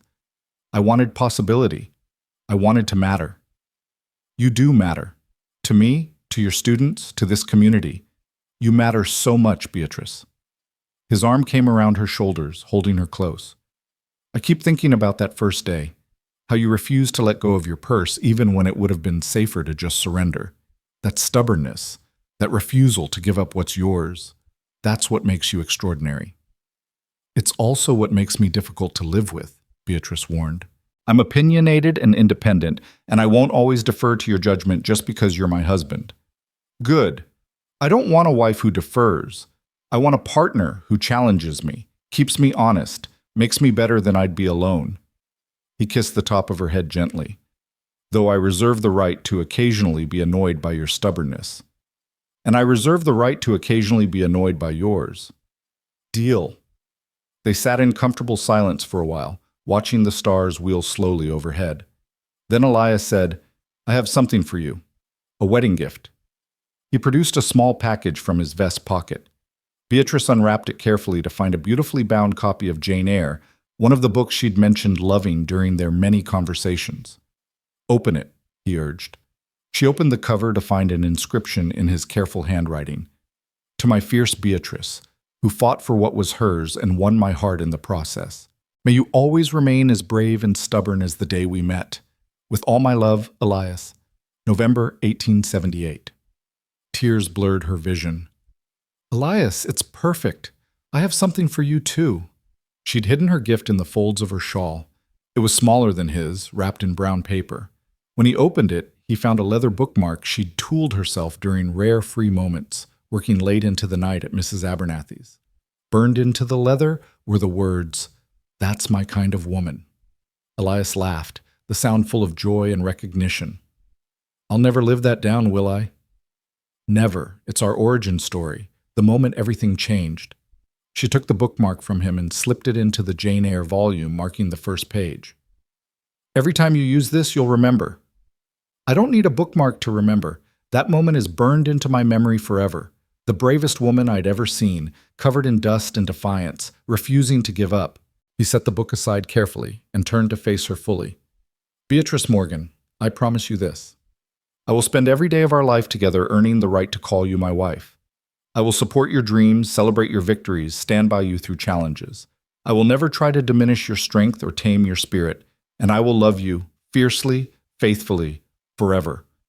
Beatrice felt tears sliding down her cheeks again, but they were happy tears, the kind that came from emotion too big to contain.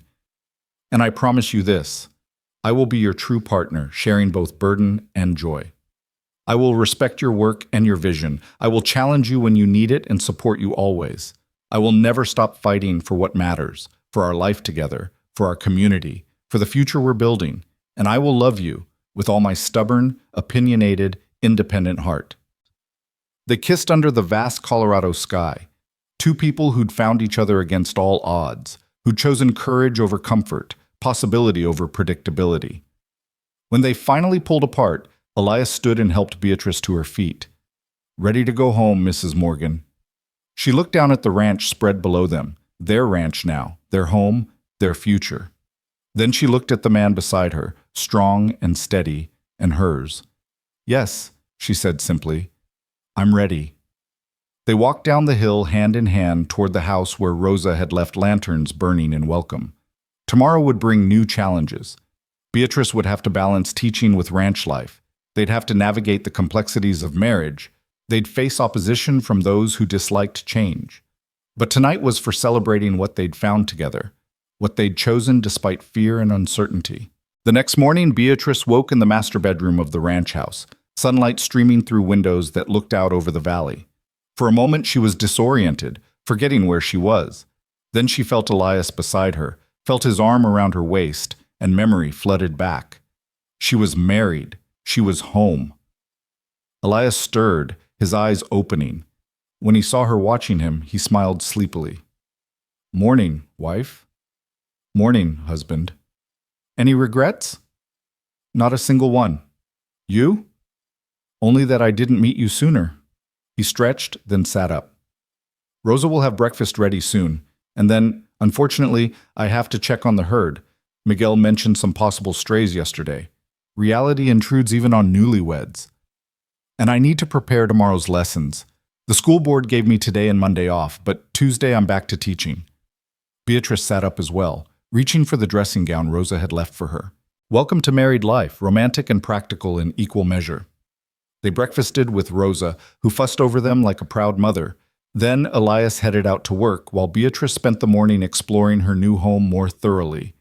The house was larger than it had seemed during her first visit, with 3 bedrooms upstairs, the master bedroom and Rosa's room on the main floor, and various storage spaces and closets. But what captured her attention was the library. Elias had clearly been adding to it recently. Several boxes of new books sat unopened in one corner. Beatrice spent a happy hour unpacking them, discovering volumes on everything from advanced mathematics to contemporary poetry, from agricultural science to Greek philosophy. He ordered those especially, Rosa said, appearing in the doorway with fresh coffee. Said he wanted you to have plenty to read, that a good library was essential for a household of learning. He's extraordinary, Beatrice said softly. He is, and so are you. You're good for each other, I think. You make each other braver. Rosa set down the coffee tray. Now, we should discuss household matters. I know you'll be teaching most days, so I can handle the daily cooking and cleaning. But perhaps on weekends you might want to take over some tasks, learn to make bread, tend the garden. I'd like that. I'm not very skilled at domestic tasks. My education focused more on academics than housekeeping, but I'm willing to learn. Good. We'll start with bread next Saturday. It's satisfying work kneading dough. Good for thinking. Rosa smiled. And between the two of us, we'll keep this house running smoothly so Elias can focus on the ranch and you can focus on teaching. They spent the rest of the morning planning household routines, with Rosa patiently explaining the rhythms of ranch life. Meals had to be substantial and early. Elias and the hands started work at dawn and needed fuel for hard labor. Laundry was done on Mondays, baking on Wednesdays and Saturdays. The kitchen garden would need attention as long as the weather held, then would be put to bed for winter. It was a different world from Boston, where servants had handled such matters, and Beatrice had focused solely on intellectual pursuits. But she found she didn't mind the practicality of it. There was something satisfying about understanding how a household functioned, about contributing to its maintenance. When Elias returned at midday for dinner, he found Beatrice in the library, surrounded by books and making notes. Planning lessons? He asked. Planning the adult education curriculum. I'm thinking we'll start with basic literacy, reading and writing, but also include some practical mathematics, basic bookkeeping, maybe some geography and history. She looked up at him, her eyes bright with excitement. I've been thinking about what you said, about creating opportunities. Education isn't just about reading classic literature. It's about giving people tools to improve their circumstances, to understand contracts and laws, to participate fully in society. Elias sat down beside her, looking over her notes. This is ambitious. You'll have students ranging from complete illiterates to people who just want to improve their skills. How will you manage the different levels? The same way I do with the children. Individual attention within a group setting, pairing more advanced students with struggling ones, creating lessons that work at multiple levels. She smiled. It'll be challenging, but challenge is what makes teaching worthwhile. When do you want to start? January, like I told Mrs. Hawkins. That gives us 2 months to settle into married life, get through the Christmas season, and let me finish the fall term with the day students. Then we can open the evening classes 2 nights a week, say Tuesday and Thursday, 7 to 9 in the evening. Where will you hold them? The schoolhouse? Beatrice hesitated. I was thinking about that. The schoolhouse belongs to the town, and I'd need permission from the school board. Mrs. Blackwood would probably object to using it for adult classes, especially for ranch hands and workers she considers beneath notice. What if we held classes here? Use this room? It's certainly large enough, and we have the books right here for reference. Elias considered this, then nodded slowly. I like it. Makes this house a center of learning, not just a ranch headquarters. And it solves the transportation problem. I can bring my hands here after dinner, and they won't have to make the trip to town and back in the dark. They talked through the details over dinner, their excitement building as the vision took shape. By the time the meal ended, they'd sketched out a basic curriculum, identified potential challenges, and discussed how to spread the word about the classes. We'll make an announcement at church, Beatrice decided. And I'll mention it to parents when they come to collect their children from school. Anyone who wants to learn will be welcome. Men, women, anyone willing to work hard. My kind of woman, Elias said, echoing that first day. Fighting for what matters, expanding what's possible. The following week settled into a rhythm that felt surprisingly natural despite its novelty. Beatrice rose at dawn with Elias, sharing breakfast with him and Rosa before riding her mare into town for school. The ride became easier with practice, and she found she enjoyed the quiet time to think, to prepare mentally for the day ahead. Teaching continued to be both challenging and rewarding. Billy Jenkins had progressed to reading Macbeth and was writing remarkably insightful essays about ambition and power. Emma Chen could now read simple books independently, her confidence growing daily. The Kowalski twins had received a letter from their grandmother in Poland and had read it aloud to the whole class, translating as they went. Even Emily Blackwood had softened somewhat, her superior attitude mellowing into something approaching genuine interest in learning.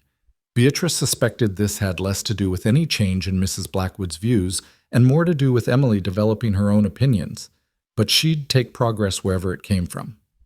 In the evenings, Beatrice returned to the ranch, where she helped Rosa with household tasks, spent time with Elias discussing the day's events, and prepared lessons in the library that was becoming her favorite room in the house. Elias often worked at the desk in the corner while she graded papers or planned curriculum, the two of them occupying the same space in comfortable companionship. On Saturday evenings, they read aloud to each other from whatever book had captured their interest that week. Sometimes they discussed what they read. Sometimes they simply enjoyed the story.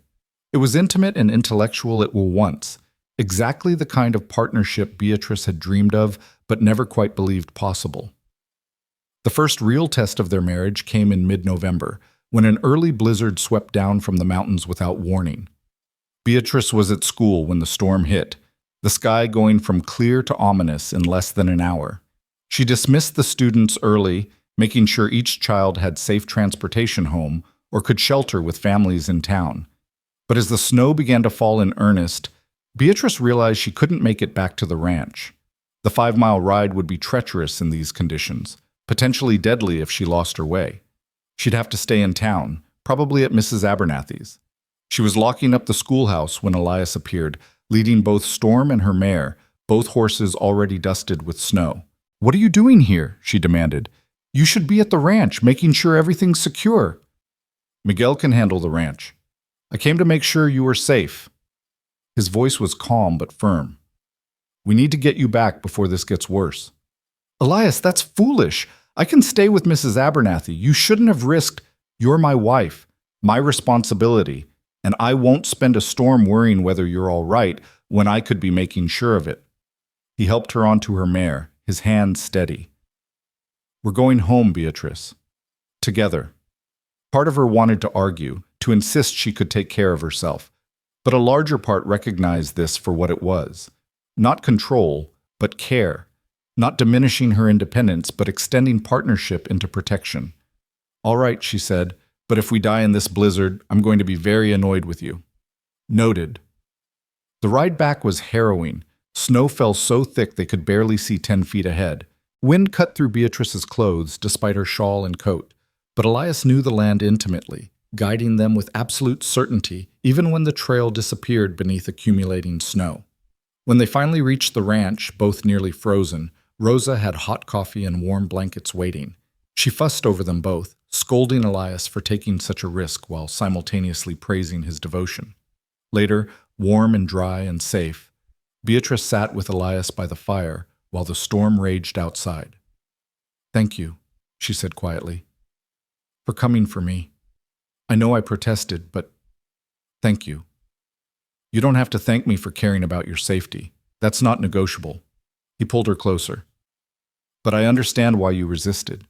You fought so hard for independence, it feels like accepting help is the same as surrendering it. It's not, though. Independence means having choices, not refusing all assistance." "I'm still learning that," Beatrice admitted. "Still learning to accept care without feeling diminished by it." "We're both learning. That's what marriage is. Continuous learning about each other, about ourselves, about how to be together without losing who we are individually." The storm lasted 2 days, trapping them all at the ranch. But it turned out to be a gift in disguise. Time to simply be together without the press of daily responsibilities, time to talk and read and strengthen the bonds still so new between them. When the storm finally cleared, revealing a world transformed by snow, Beatrice rode back to town to resume teaching. But something had shifted. She no longer felt torn between independence and partnership. She'd learned it was possible to be both fully herself and fully committed to another person, that strength could be shared without being diminished. December brought preparations for Christmas and growing excitement about the upcoming evening classes. Word had spread, and Beatrice had a list of nearly 20 adults who wanted to attend, ranch hands from various properties, some of the Chinese workers from town, several women including Martha Hawkins, and even old Pete Hawkins himself, who confessed he'd like to improve his reading enough to tackle more complex material. "Never too old to learn," he said gruffly, "and my Annabelle keeps bringing home books I can't hardly read. Time I kept up with my own daughter." Beatrice spent her Christmas break preparing materials, creating lesson plans flexible enough to accommodate different skill levels. Elias helped, using his own experience learning to read as a guide for what adult students might need. On Christmas Day, they hosted a dinner for those who had nowhere else to go. Miguel and two other ranch hands whose families were too far away to visit, Rosa, who had no family left, Mrs. Abernathy, whose own children lived back east. It was a humble celebration by Boston standards, but Beatrice found it more meaningful than any elaborate society dinner she had attended in her former life. The evening classes began in January, just as planned. That first Tuesday night, nervous students gathered in the ranch library, clutching slates and pencils, their faces showing a mixture of hope and fear. Beatrice stood before them, remembering her own first day teaching in Willow Creek, and smiled. "Welcome. You're all here because you want to learn, because you believe education can improve your circumstances. That belief is the most important thing you bring to this room. Everything else, reading, writing, arithmetic, those are just tools. Tools we'll master together." She started with the basics, just as she had with the children. The alphabet, letter sounds, simple words. But she quickly discovered that teaching adults was different from teaching children. Adults brought life experience, context, motivation that children often lacked. They might struggle with decoding words, but once they understood a concept, they grasped its implications immediately. Miguel, who spoke Spanish fluently, learned to read English with remarkable speed once he understood the phonetic patterns. Martha Hawkins, who'd been reading by memorizing words rather than understanding how letters worked together, suddenly unlocked whole new possibilities. One of the Chinese workers, who already read in Mandarin, transferred that literacy to English with determined focus. Elias attended when he could, not as a student but as an assistant, helping with one-on-one instruction, while Beatrice worked with the larger group. Watching him patiently help a struggling ranch hand sound out words, his face patient and encouraging, Beatrice fell in love with him all over again. By February, some students were reading simple books. By March, several could write basic letters. And by April, when the prairie was beginning to green up again and cattle were calving, Beatrice had a classroom full of adults who'd transformed their own possibilities through education. One evening in late April, after the students had left and Beatrice was tidying up the library, Elias came and wrapped his arms around her from behind. "Tired?" he asked, feeling her lean back against him. "Exhausted, but happy." She turned in his embrace. "Did you see Pete Hawkins tonight? He read an entire chapter from that agricultural manual without help. 6 months ago, he could barely spell his own name." "I saw. And I saw you too. The way you lit up when he succeeded, like his achievement was your achievement." Elias kissed her forehead gently. "You're changing lives, Beatrice. Mine included." "Our lives," she corrected. "We're changing them together." "Speaking of together," Elias said, his tone shifting to something more serious but also more joyful, "I have something to tell you, or rather, ask you. The ranch is doing well enough that I'm thinking of expanding, buying the property to the north. It would give us access to better water, more grazing, but it's a significant investment and it would mean leaner years while we pay it off." "Why are you asking me?" Beatrice said softly. "It's your ranch. It's our ranch and our future. I'm not making major decisions without your input." He studied her face. "What do you think? Should we expand, take the risk, or play it safe?" Beatrice thought about the woman she'd been when she arrived in Willow Creek, desperate for safety, clinging to her purse because it represented security. She thought about the woman she'd become, someone who'd learned that the biggest risks often brought the biggest rewards, that playing it safe sometimes meant losing everything important. "I think we should expand," she said firmly. "I think we should take the risk and build something bigger than what we have now. Together." Elias's smile was radiant. "That's my kind of woman. And you're my kind of man." They sealed the decision with a kiss. There in the library, surrounded by books and the evidence of transformed lives. Two people who'd found each other against all odds, and were building something neither could have built alone.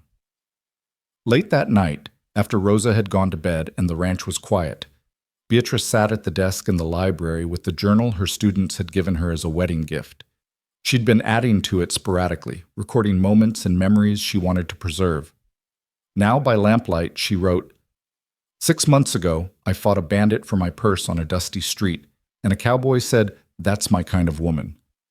Today, that cowboy is my husband, and that dusty street is part of the town where I teach. I came west seeking escape and found purpose instead. I came alone and found partnership. I came afraid and found courage I didn't know I possessed. This is not the life I imagined for myself. It's better.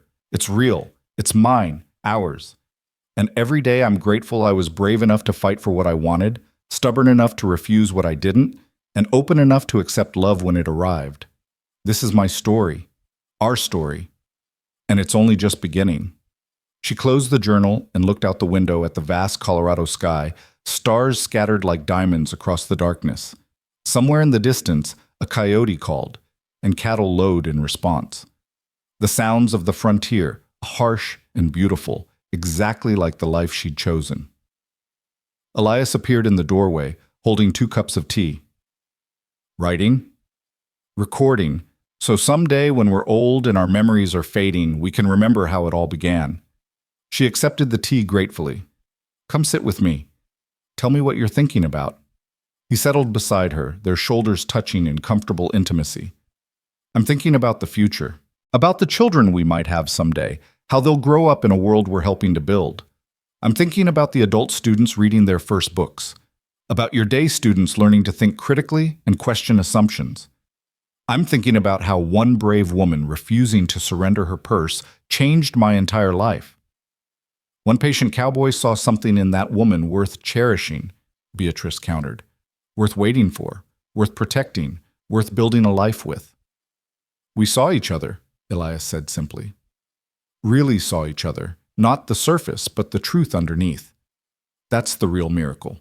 Not the falling in love, but the recognition. Like we'd been waiting our whole lives to find someone who understood what mattered."